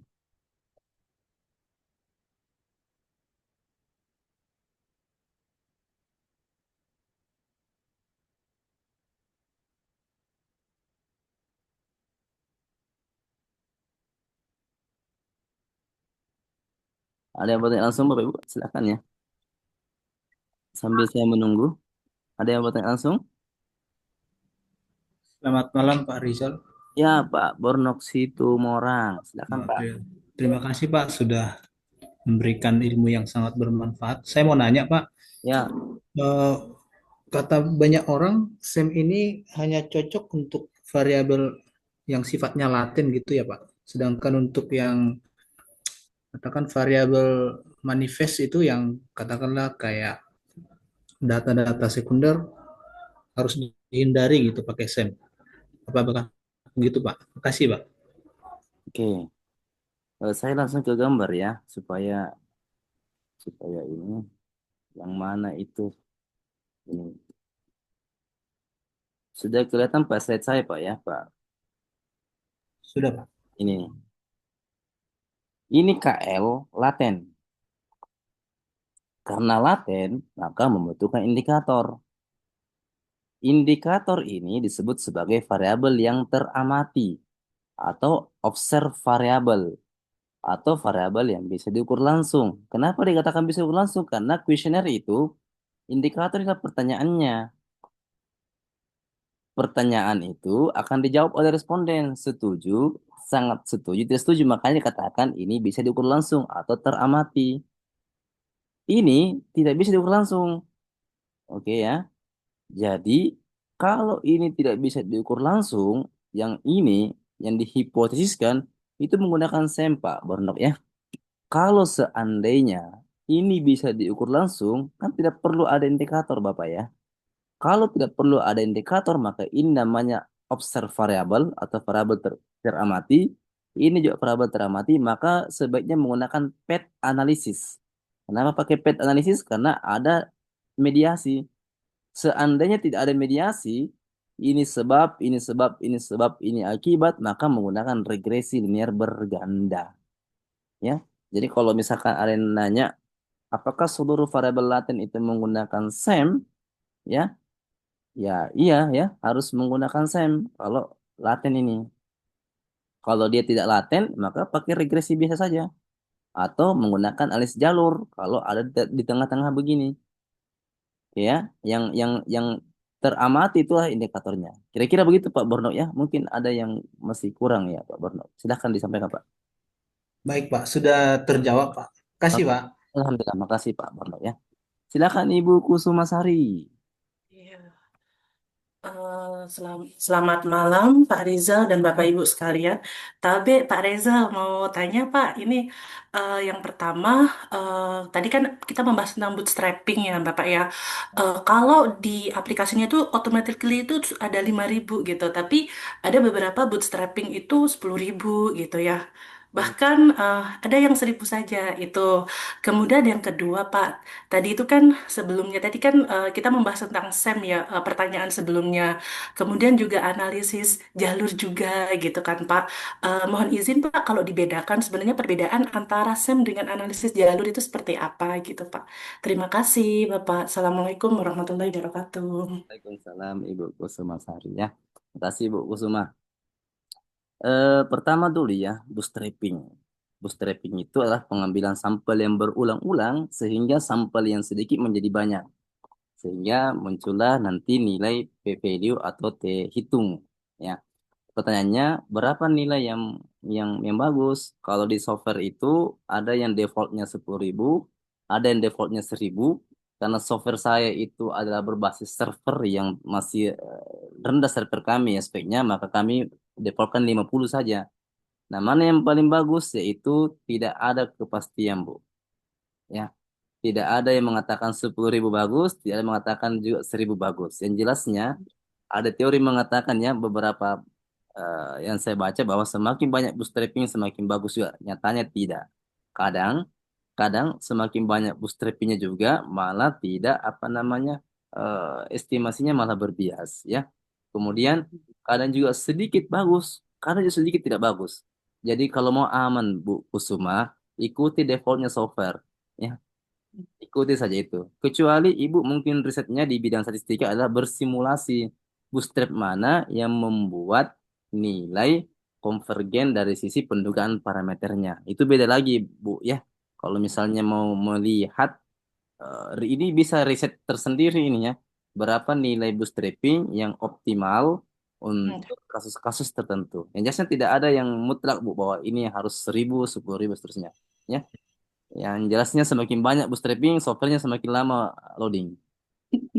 Ya, semakin cepat bootstrappingnya, semakin sedikit maka bootstrappingnya semakin cepat. Ya, kalau mau aman, saya biasanya ikuti defaultnya software. Ya, Iya, kemudian iya, kira-kira begitu Bu ya pertanyaan pertama ya. iya, iya, iya, betul. Pertanyaan kedua, ini kita masuk lagi di slide saya. Apa sih bedanya alis jalur sama SEM? Ini saya ulang lagi ya dari Pak Bonok tadi ya. Ini Bu, buku semua ya. Anggaplah ini KL tinggi badan. Tinggi badan kira-kira Bu bisa diukur langsung? Hmm, kalau tinggi badan Contoh Bu, ada orang diukur tinggi badannya, bisa diukur langsung Bu? bisa Pak Pakai melalui itu alat ukurnya, alat apa ukur tuh? tinggi badan. Meteran ya? Hmm, iya, meteran. Kalau nggak bisa pakai tongkat atau kalau nggak ditandai di apa di Ya. tembok kayak gitu kan Pak. Bisa diukur langsung ya. Iya. Anggaplah ini KM berat badan. Bisa diukur Hmm, langsung ya Bu? kurang bisa ya. Berat badan Bu, bisa. KM ya. Oh Orang, kalau berat badan. timbangan Iya. itu bisa diukur langsung toh. Iya, bisa itu kalau timbangan. Berarti Bu, kalau semua variabel ini bisa diukur langsung, tidak perlu ada indikator. Oh, tidak perlu ya Nah, indikator. kalau tidak ada indikator, maka gunakan analisis jalur. Kalau Hmm. jalurnya banyak. Tapi kalau cuma jalurnya sedikit, hanya satu X atau dua X, tapi ke Y1 saja, itu regresi berganda kan? Iya, betul. Nah, tapi kalau ada di jalur begini, ada di tengah-tengah begini, ya, ada di tengah begini, itu menggunakan analisis jalur atau path analysis. Hmm. Nah, kalau misalnya seluruhnya ini adalah laten, pasti ada indikator.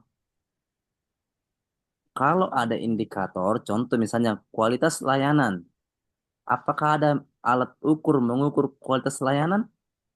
Tidak ada alat ukurnya, Iya. sehingga membutuhkan indikator satu, indikator dua, indikator segi. Inilah pertanyaan-pertanyaan yang mencerminkan kualitas layanan.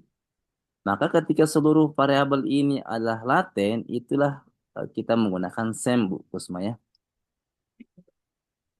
Jadi SEM itu adalah gabungan dari PET analisis ditambah confirmatory factor analysis, CFA. Hmm. CFA ditambah ditambah PET analisis itulah SEM. So- Nah, kira-kira begitu Bu Kusma ya. Iya. Eh, mohon izin, Bapak, tadi itu saya mendengarkan ya kalau untuk fit index kan biasanya kita RMSEA, TLI, kemudian dan lain sebagainya. Tadi saya baru baru ini first time saya mendengar MAE tadi, Pak. Ya. Kalau MAE itu untuk mengukur apa ya, Pak? Yang incremental atau yang absolutnya gitu? Mohon izin. Terima kasih. Dia di out of sample ya di prediction lain lagi Bu ya. Hmm, Kalau ya, ya, ya. incremental dan obsolete itu ada di istilah-istilah CBSEM. Hmm, ya, ya, ya, sih bisa. Jadi nanti ini kita akan tunjukkan ya RMSE dan MAE-nya. Itu ada apa namanya ukuran tersendiri ya di out of sample dan in a sample ya. Ada nanti Bu ya di softwarenya itu. Kira-kira begitu Bu Kusuma ya. Ya, terima kasih, Bapak. Ya, yang lain Bapak Ibu ada yang ingin bertanya?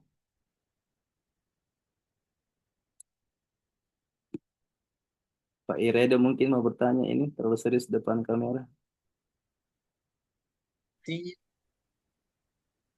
atau lagi pusing mengerjakan disertasi Pak? Oh ya ada nih dari Unhas Bu Vita, silakan Bu Vita. Ya, Kak. Makasih Kak kesempatannya. Ini mau nanya tadi ada sedikit tadi yang saya lihat di PPT-nya itu yang latent variable with formative indicator itu pakai PCA. Maksudnya kan PCA itu kan prinsipal komponen analysis, berarti menggabungkan beberapa indikator, hanya memilih beberapa indikator sebagai menggabungkan beberapa indikator menjadi indikator utama ya kan, kalau PCA begitu kan ada analisnya kayak. Ya Bu Vita ya. Terus Mm-mm. apa hubungan, jadi ini SMK berhubungan dengan PC, ada hubungannya dengan PCA. Terus saya lihat juga tadi ada beberapa yang agak mirip-mirip dengan stokastik, jadi saya agak rancur-rancur di sini berangsur karena ada beberapa yang mirip-mirip gitu. Jadi saya mau lihat apa perbedaannya dari ketika desain PCA dengan stokastik. Proses stokastik ya. Oke.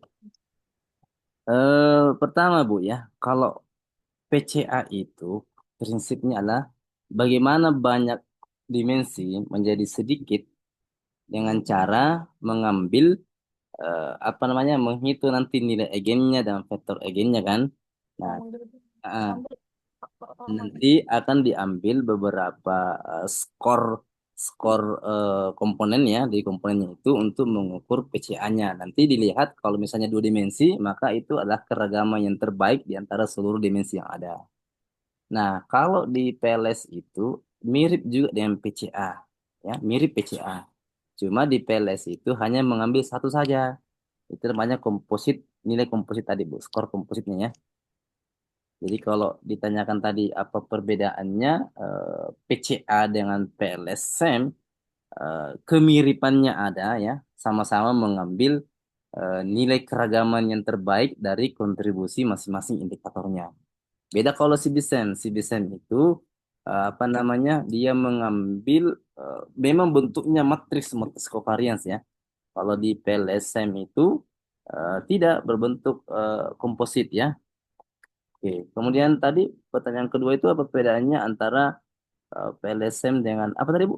Saya Kurang lebih mirip proses stokastik juga ya, Kak. yang mana? Untuk misalnya peluang dari masing-masing indikator. Kayak Iya. ada yang berpengaruh ke Oke, paling diri sendiri.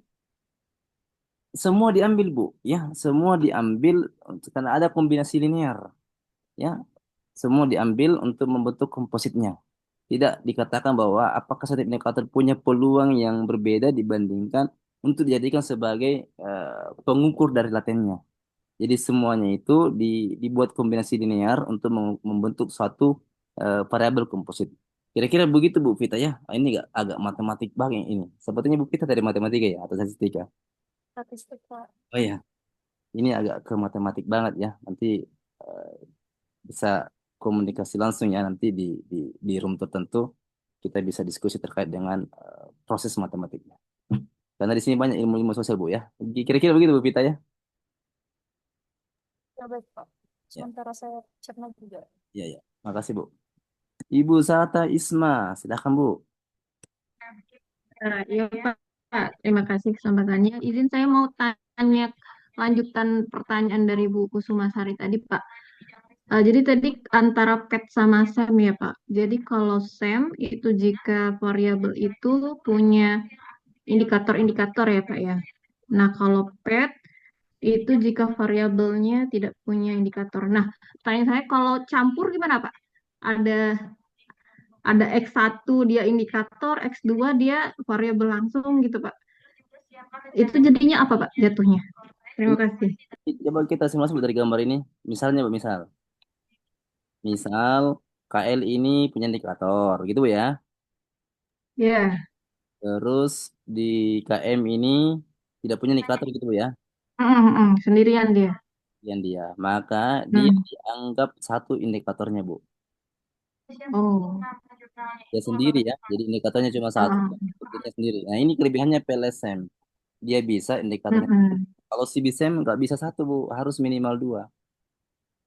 Hmm. Nah, kalau ini bisa ya karena mesti ini yang mengalah Bu ya. Karena kalau ini dipaksakan apa namanya ya, ini dipaksakan sebagai variabel yang terukur, ini tidak bisa karena dia punya indikator. Hmm. Kalau ini variabel terukur ya apa boleh dibuat yang laten tapi dirinya sendiri di sini. Ya, Kira begitu Bu ya. ya, berarti jatuhnya tetap SEM Pak ya. Absen. PLSM Bu ya. Karena satu. Oh, oke oke baik. Pak, terima kasih. Iya ya baik, makasih Bu ya. Bapak Yaya, silakan Pak Yaya.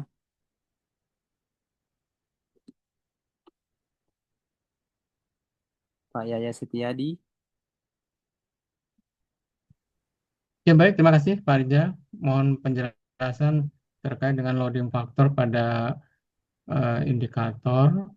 Kemudian juga apa bedanya variabel moderasi dan variabel mediasi begitu. Terima kasih Pak. Oke, Pak Yaya ya, makasih pertanyaannya. Bisa lihat gambarnya nih Pak. Ya. Ini moderasi, ini mediasi. Hmm. Mediasi ya sama-sama ada dalam model. Tapi mediasi adalah penghubung KM ke KP melalui dia. Hmm. Moderasi hubungan CR ke KP itu ada interaksinya antara ini dengan ini ke sini. Artinya ini bisa memperkuat hubungannya ini dengan ke sini, bisa memperlemah. Jadi kalau dalam kehidupan sehari-hari ya, ini saya ilustrasikan ya. Anggaplah ini si A, ini si B, ini si C, ini si D misalnya ya. A suka sama si C, tetapi dia malu mengungkapkan, maka ada si C sebagai PHB. Kira-kira begitu, Bapak ya. Ilustrasi Ya, saya. Ini penghubung. Penghubung antara ini ke sini. Si D ini adalah boleh jadi dia memperkuat hubungan keduanya ini, boleh jadi dia pengganggu dari hubungan keduanya ini. Ini namanya moderasi. Oke? Nanti insya Allah di prakteknya akan lebih jelas lagi Bapak ya, bagaimana prosesnya yang moderasi. Yang jelasnya, mediasi adalah penghubung antara laten ke sini, ini adalah bisa pengganggu, bisa memperkuat atau memperlemah hubungannya ini. Kira-kira begitu Pak ya, ya. jadi tidak mutlak harus ada ya Pak Rizal ya, moderasi itu ya. Iya, Mm. tergantung rumusan Baik, terima masalahnya kasih. ya. Kalau rumusan masalahnya nanti melibatkan moderasi. Ya. Makanya nanti kalau buat judul Pak, hati-hati dengan istilah mediation sama moderation. Hmm. Moderation berarti kalau di judul artikel kita ada kata moderation, berarti itu begini bentuknya dia, moderasi. Kalau di artikel kita mengatakan mediation di judulnya, berarti begini. Nah, kita kira-kira gitu Pak ya. Ya, baik, baik Pak. Oke, Terima kasih. Bu Nisa silakan Bu Nisa. Maaf saja yang loading factor gimana Pak Rizal?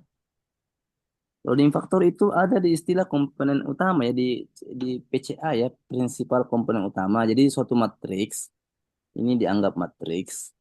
Nanti ada perhitungan tertentu akan mendapatkan vektor eigen sama nilai eigen. Nilai eigennya itu adalah loading factornya. Oke, kalau dipangkat dua kan itu adalah nilai ragamnya. Oke. Kira-kira begitu Pak ya. Agak matematis sih kalau situ ya. Nah, gimana Ya, mendapatkan baik. di software Pak? Di software nanti akan ada keluar nilai loading faktornya. Otomatis ya Pak keluarnya loading faktornya. Nanti di sini Pak dilihat apakah nih loadingnya lebih dari 0,708 atau kurang. Kalau kurang maka di delete ya. Kalau misalnya menggunakan referensi 0,708 di delete saja. Ya kalau formatif dan lagi pendekatannya. Kira-kira begitu ya. Gimana Pak ya? Baik, sementara cukup. Terima kasih Pak Rizal. Sama Pak. Berikutnya tadi Bu Vita sudah ya. Bu Bu Nisa lagi ya Bu Nisa. Iya Pak, tadi tuh saya agak tertarik untuk yang ini. Waktu di awal itu yang formatif sama reflektif itu loh.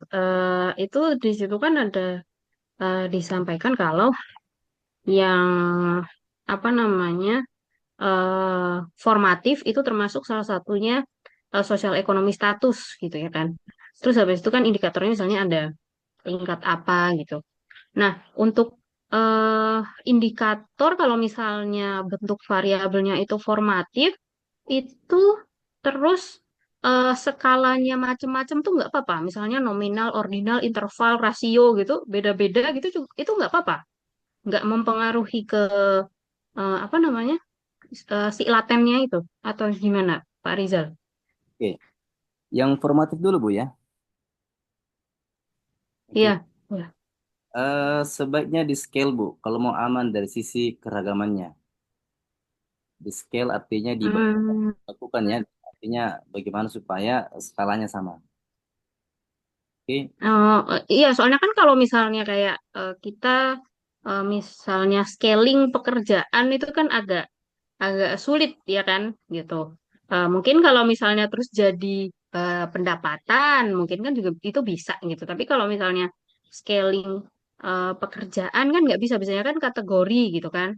Nah, itu nggak bisa gitu ya. Misalnya ada beberapa skala gitu dalam bentuk si sosial ekonomi status gitu. ya. Gini Bu, kalau kalau formatif itu kan mirip rekursi berganda Bu ya. Mm. Nah, nanti itu pembobotannya, kompositnya itu ini makanya tadi saya jelaskan matematisnya kompositnya itulah kombinasi linear antara indikator satu, indikator dua, indikator tiga, dan seterusnya. Kalau misalnya dia tidak seragam, maka pasti kontribusinya berbeda-beda kan? Artinya Iya. sulit untuk dibuat kombinasi linear kalau apa namanya setiap indikator punya skala masing-masing. Jadi sebaiknya Bu kalau kalau cara saya ngolah ya, saya biasanya di scaling dulu, di scaling dulu supaya mirip apa atau sama apa namanya skalanya. Misalnya satunya dalam konteks penghasilan juta, yang satunya dalam konteks Hmm. sangat puas tidak puas itu kan beda Bu. Iya benar. Angka 5 Hmm. dengan angka 5 juta di penghasilan kan beda Bu. Iya betul. Nah, makanya harus disamakan. Coding gitu ya Pak jadinya. Di Excel Bu bisa Bu. Iya maksudnya di code gitu misalnya. Iya, betul. Kalau 1 juta sampai 5 juta itu satu gitu. Nah, 5 sampai 10 dua gitu ya. Oke oke sebaiknya begitu. oke. Kalau kalau di software Bu nggak nggak mikir apakah sama aja datanya atau tidak. Yang jelasnya kalau software itu apa yang kita input pasti ada outputnya. Hmm. Tapi kalau Oke, dari segi makasih Pak Riza. Ya. kualitas data ya kita harus pahami sendiri. Makanya kalau ngolah data itu yang harus kita pelajari itulah bentuk datanya dulu. Makanya tadi saya katakan dalam data science itu 80% habis waktu kita dalam persiapan data. Oke, Bu. Berikutnya Bu Vita masih mau bertanya. Oke, silakan Bu Vita. Bu Vita. Ya. Masih ini yang skema masuk indikator W kan sebelumnya Suaranya Bu kurang dibahas. jelas Bu. Tadi saja suaranya kurang jelas Bu. Oh iya Kak, ini yang saya mau nanyakan di PPT sebelumnya kan dibahas VIF ya Kak, Ya, nilai VIF. Nah, kita kan uji tiap indikatornya nilai VIF-nya Kak. yang Indikatornya formatif, yang formatif ya. yang formatif itu berarti tiap indikatornya yang diuji VIF ya Kak. Ya, karena kan sama regresi berganda Bu. Oke, terus misalnya kalau ada nilai VIF-nya, misalnya dalam satu variabel, misalnya variabel X-nya kan punya 5 indikator. Hmm. Terus misalnya 5 indikator itu salah satunya ada yang nilai, berarti tiap indikatornya itu yang diuji VIF. Misalnya salah satunya ada yang nilai VIF-nya di atas 10, langsung dibuang atau gimana Kak? Diolah kembali atau... Yang jelasnya jangan diolah dengan cara yang sama. Yang pertama boleh dibuang. Yang kedua digabungkan. Karena VIP itu menunjukkan adanya korelasi yang tinggi antara dua indikator. Ada Artinya korelasi yang tinggi dua indikator menunjukkan indikator satu sama indikator dua itu sama. Identik kan? Nah, identik itu artinya dalam statistika 5 bisa jadi sama dengan 4. Ya, kalau matematik ya 5 harus sama dengan 5 ya. Kalau statistik itu identik itu 4 bisa sama dengan 5. Oke, jadi kalau misalnya terjadi VIP di atas 10 ada yang mengambil 5 ya. Kalau mau lebih eh, apalagi lebih ketat lagi ambil 3 ya, VIP-nya 3. Tapi yang umum itu 5 ya. Jangan langsung dibuang, Bu, ya. Bisa digabungkan ya atau dirata-ratakan ya dirata-ratakan antara indikator satu dan indikator dua. Nanti dibuat ambil nilai pembulatannya saja supaya menunjukkan skala Likert. Kira-kira begitu Bu Vita ya. Terima kasih Kak. Ya, Pak Andri Nutantiono. Silakan Pak Andri. Oke, terima kasih. Selamat malam Pak Rizal. Ya, Pak Andri. Oke. Saya mau bertanya mengenai penggunaan ini indikator formatif ya. Eh, Ya. Nah, selama ini kan kita saya terutama mungkin karena keterbatasan lebih seringnya melihat bahwa indikator itu lebih banyak reflektif gitu. Nah, kapan kemudian indikator itu ternyata menggunakan yang formatif bukan yang reflektif gitu.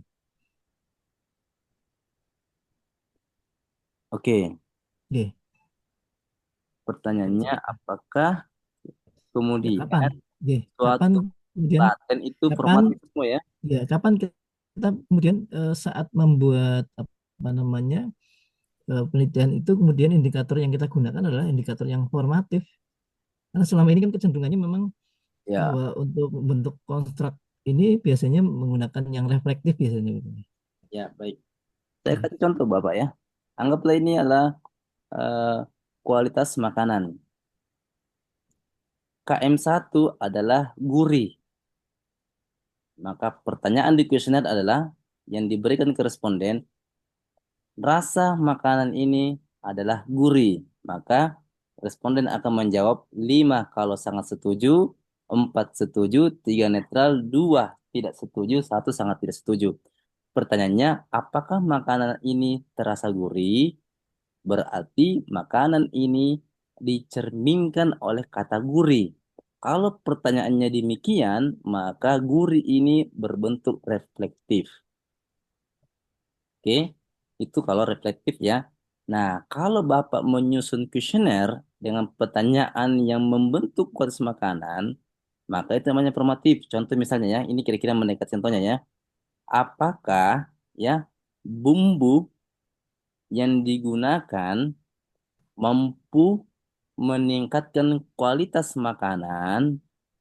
Oke, apakah bumbu yang digunakan mampu meningkatkan kualitas makanan? Maka bumbu di sini adalah membentuk laten. Maka ini formatif. Jadi Bapak Ibu, kalau menyusun kuesioner, perhatikan dengan baik. Apakah pertanyaannya itu membentuk latennya Terputus, Pak. atau Terputus. terus ya? Oke, saya ulang ya. Perhatikan nanti kuesioner. Apakah nanti itu pertanyaannya mengandung unsur membentuk laten atau pertanyaannya ini mencerminkan laten. Kalau pertanyaannya membentuk laten, gunakan formatif, Bapak Andri ya. Kalau pertanyaannya mencerminkan laten, gunakan reflektif. Saya kira begitu, Pak Andri ya. Jadi kalau Tapi kita bebas, Ki. Artinya saat rujukannya apa, Pak? Artinya ini mestinya harus menggunakan yang reflektif atau menggunakan yang formatif gitu. kembali ke kuesionernya, Bapak. Makanya Apakah ada pijakan teori gitu atau gimana untuk gimana, menggunakan? Pak? Coba dulu, Pak. Saya kurang jelas suaranya.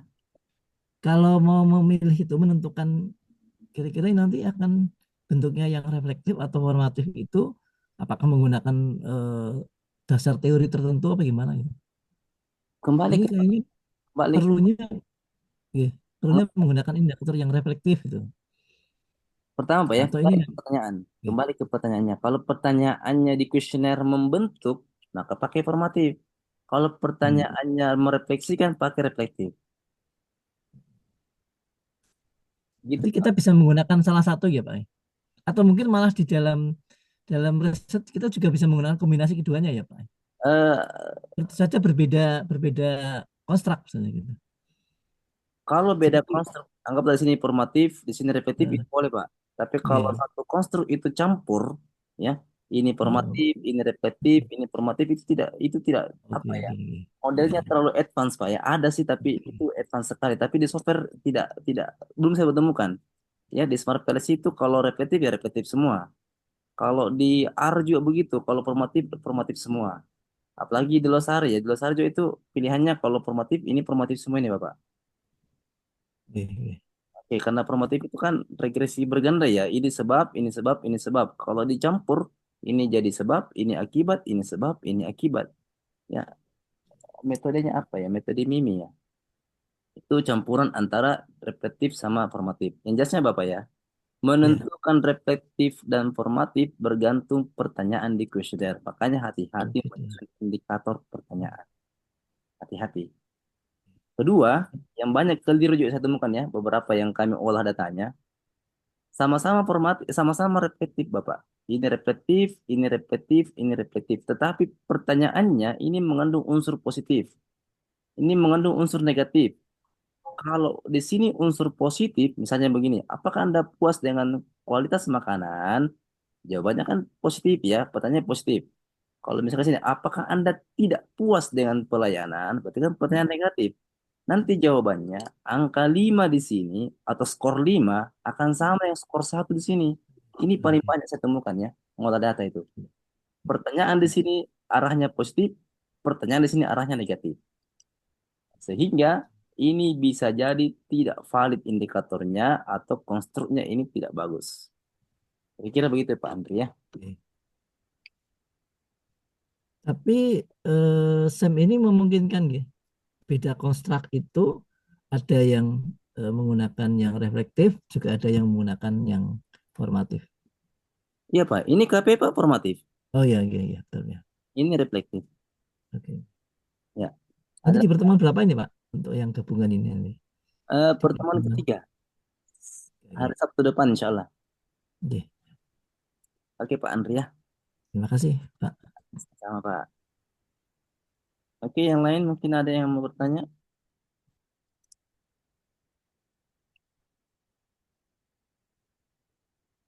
Oke, kalau tidak ada, saya lanjutkan materi terkait dengan penggunaan LMS-nya ya, Bapak Ibu. Ada suara tadi? Ya, saya ke penggunaan ini, penggunaan LMS-nya. Bapak Ibu nanti login ya, pakai losari.or.id. Bentar, saya share screen dulu. Mana ini? Oke, sudah kelihatan Bapak Ibu Chrome saya, Cloudflare, layar hitam. Sudah Tapi kelihatan kelihatannya Pak. masih loading ya. Ya, Loading Pak. oke, ini kalau muncul layar hitam seperti ini Bapak Ibu, ini dicentang saja ya, bahwa yang menggunakan itu adalah human. Oke. Nah, di sini login, Bapak Ibu ada di masing-masing chatnya ya, di WA-nya ya, atau di emailnya. Ketika Bapak Ibu berhasil melakukan pembayaran, itu sistem kami itu otomatis ya, otomatis mengirimkan username, mengirimkan password, mengirimkan URL LMS-nya. Kami menggunakan LMS Bapak Ibu ya. Itu biasanya langsung diklik URL-nya saja yang ada 62 terakhir ya. Kalau misalnya mau langsung ke losarinya di sini, kita masuk di workshop di sini, cari yang paling ini ya. Tapi login dulu. Loginnya itu menggunakan itu ya yang reg 5809 ini. Saya ambil kasus satu ya. Reg 580975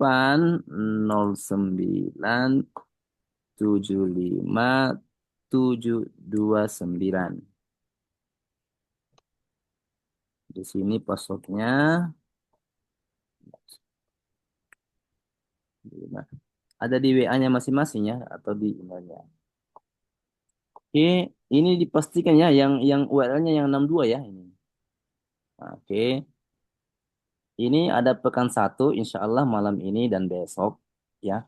Ini referensi, diklik saja Bapak ya, diklik saja ini, maka akan diarahkan ke buku yang tadi ya ini. Ini silahkan di-download. Ini bahan bacaannya. Semoga tuntas ini terus halaman dalam 1 pekan ini. Kemudian referensi 2 Bapak Ibu adalah ini ya yang buku Hair yang edisi ketiga. Oke. Kemudian di sini juga ada slide yang tadi kita bahas barusan ya. Ini.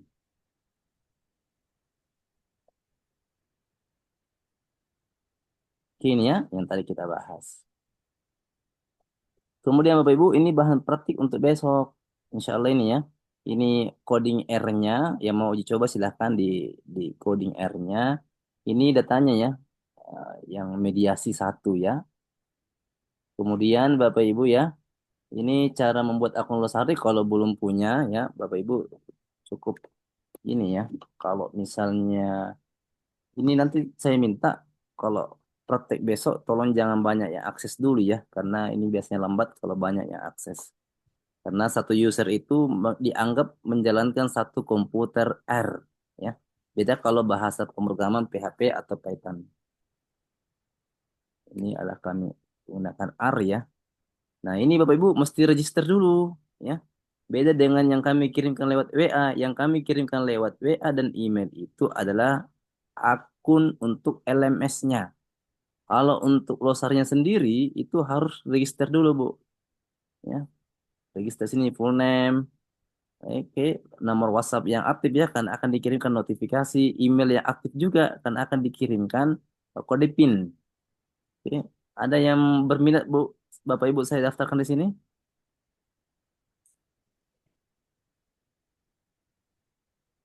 Mungkin ada, saya bisa daftarkan ya ke Bapak Ibu masing-masing saja. Full name, ya Saya siapa? boleh. Pak Yaya, oke. Namanya Pak Yaya, Yaya Setiadi. Setiadi. Ya, Terus WhatsApp yang aktif Pak Yaya, 08 0812 12 10 18 10 18 7943. 943. Email yang aktif Bapak, Setiadi STS Setiadi. Setiadi dot STS Benar. at Gini, at at Setiadi at STS EIS dot dot Aceh. AC dot ID. Oke. Bahasanya Bapak, tolong pilih yang bahasa ya. Karena mempengaruhi nanti interpretasinya nih. Kalau Bapak Ibu memilih bahasa Inggris, maka nanti ujung interpretasinya nanti akan berbahasa Inggris. Pilih yang Indonesia saja ya. Kemudian passwordnya Bapak ya. Saya ini bebas ya, boleh 1 2 3 Ya, 4 5 6 ya. 1 2 3 4 5 6. Ini nanti diganti Pak ya. ya, Lalu sign up. Oh tidak sama katanya. 1 2 3 4 5 6. Nah, nanti kalau registrasi berhasil akan diarahkan ke halaman aktivasi. Ini otomatis ya. Ini ada PIN Bapak ya, dikirimkan lewat email. Silahkan dicek Pak emailnya yang tadi. ya sudah masuk Pak. Ya, PIN-nya itu bisa disebut Pak. Tidak apa-apa Pak di sini. Di sini baru pemberitahuan saja nih Pak. Di email Pak. Di WA itu Oh, di, pemberitahuan. oh, di email ya. Di email itu berarti PIN-nya adalah 167812. Pinnya 167812 ya. Nah, activation, klik activation, maka muncul tampilan seperti ini. Silahkan kembali ke ini ya, masukkan email setiadi@stis.ac.id. Passwordnya tadi 1 2 3 4 5 6. Centang ini, baru sign in. Oke, nanti muncul seperti ini. Nanti kita akan praktek menggunakan ini Bapak ya. Ini yang PLSM ini. Ini PLSM. Oke, itu kalau membuat akun yang glosarinya.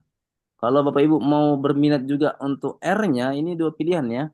R Studio itu bisa secara offline, bisa secara online ya. Kalau mau offline ya ini di-download saja baru diinstal di laptopnya. Kalau mau offline ya, tapi kalau mau online itu biasanya saya menggunakan Posit Cloud. Posit Cloud itu dia menggunakan R tapi dalam bentuk website ya. Jadi tidak perlu install-install di laptop. Ini berarti kita buat email lagi, apa membuat akun. Cara mudahnya sign up with Google. Oke. Kemudian pilih Google-nya ya, Gmail-nya dan seterusnya. Nanti akan masuk di software tertentu ya, di apa namanya di RStudio Cloud-nya. Oke. Misalnya ini bentar, semoga bisa masuk ya.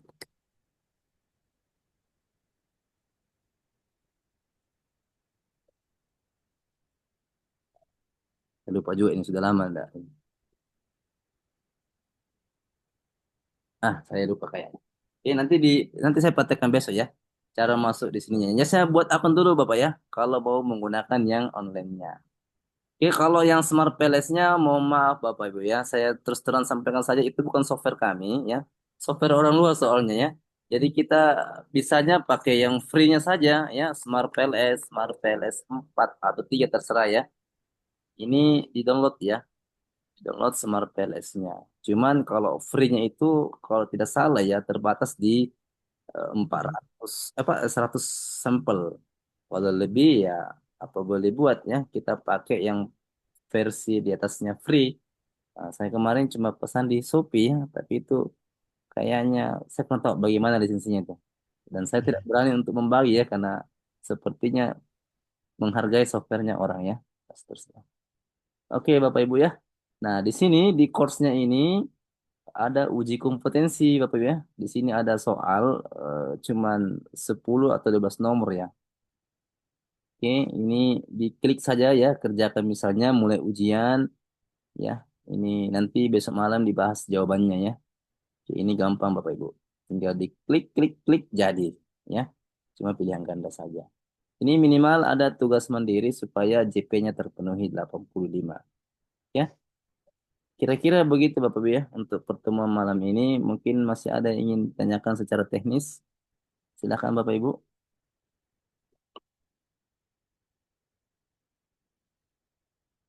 Sepertinya sudah cukup ya. Berarti nanti kita harus masuk ke login ke ini ya Pak, akun masing-masing ya.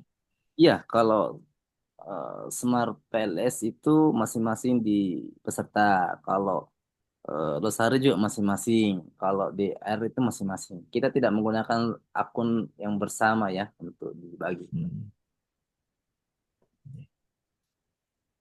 Bapak Ibu ada yang ingin ditanyakan secara teknis? Insya Allah kalau tidak ada besok malam di jam yang sama kita lanjutkan untuk praktik langsung. Ya.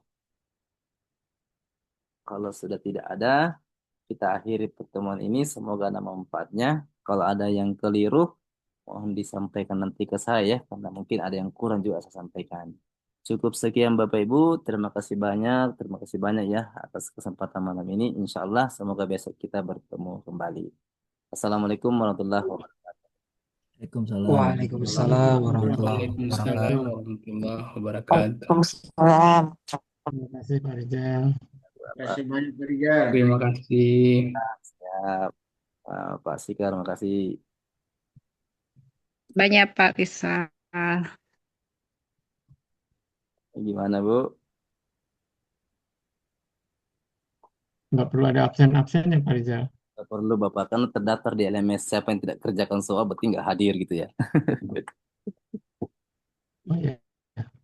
Mohon maaf soalnya di sebelah mana ya Pak Rizal? Ya gimana Pak ya? Untuk soalnya ada di mana ya? Ada di LMS tadi Pak yang losari.or.id. Nanti saya kirim ulang di grup ya alamat URL-nya ya. Ya, siap. Ya, silakan ya kalau ada yang ingin disampaikan Bapak. Atau di-share di grup Pak. Ya, tunggu ya. Iya. Nggak masuk ke L. Ini baru masuk grup ini, ada beberapa peserta yang baru masuk.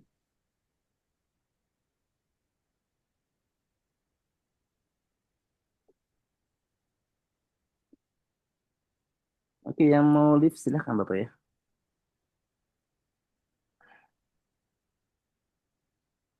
Di grup workshop ya Pak Rizal atau di grup grup Losari ya, di grup workshop ya? Oh, sudah. Bentar Bapak ya. Saya belum masuk. Belum ada. User dan passwordnya itu di WA masing-masing ya.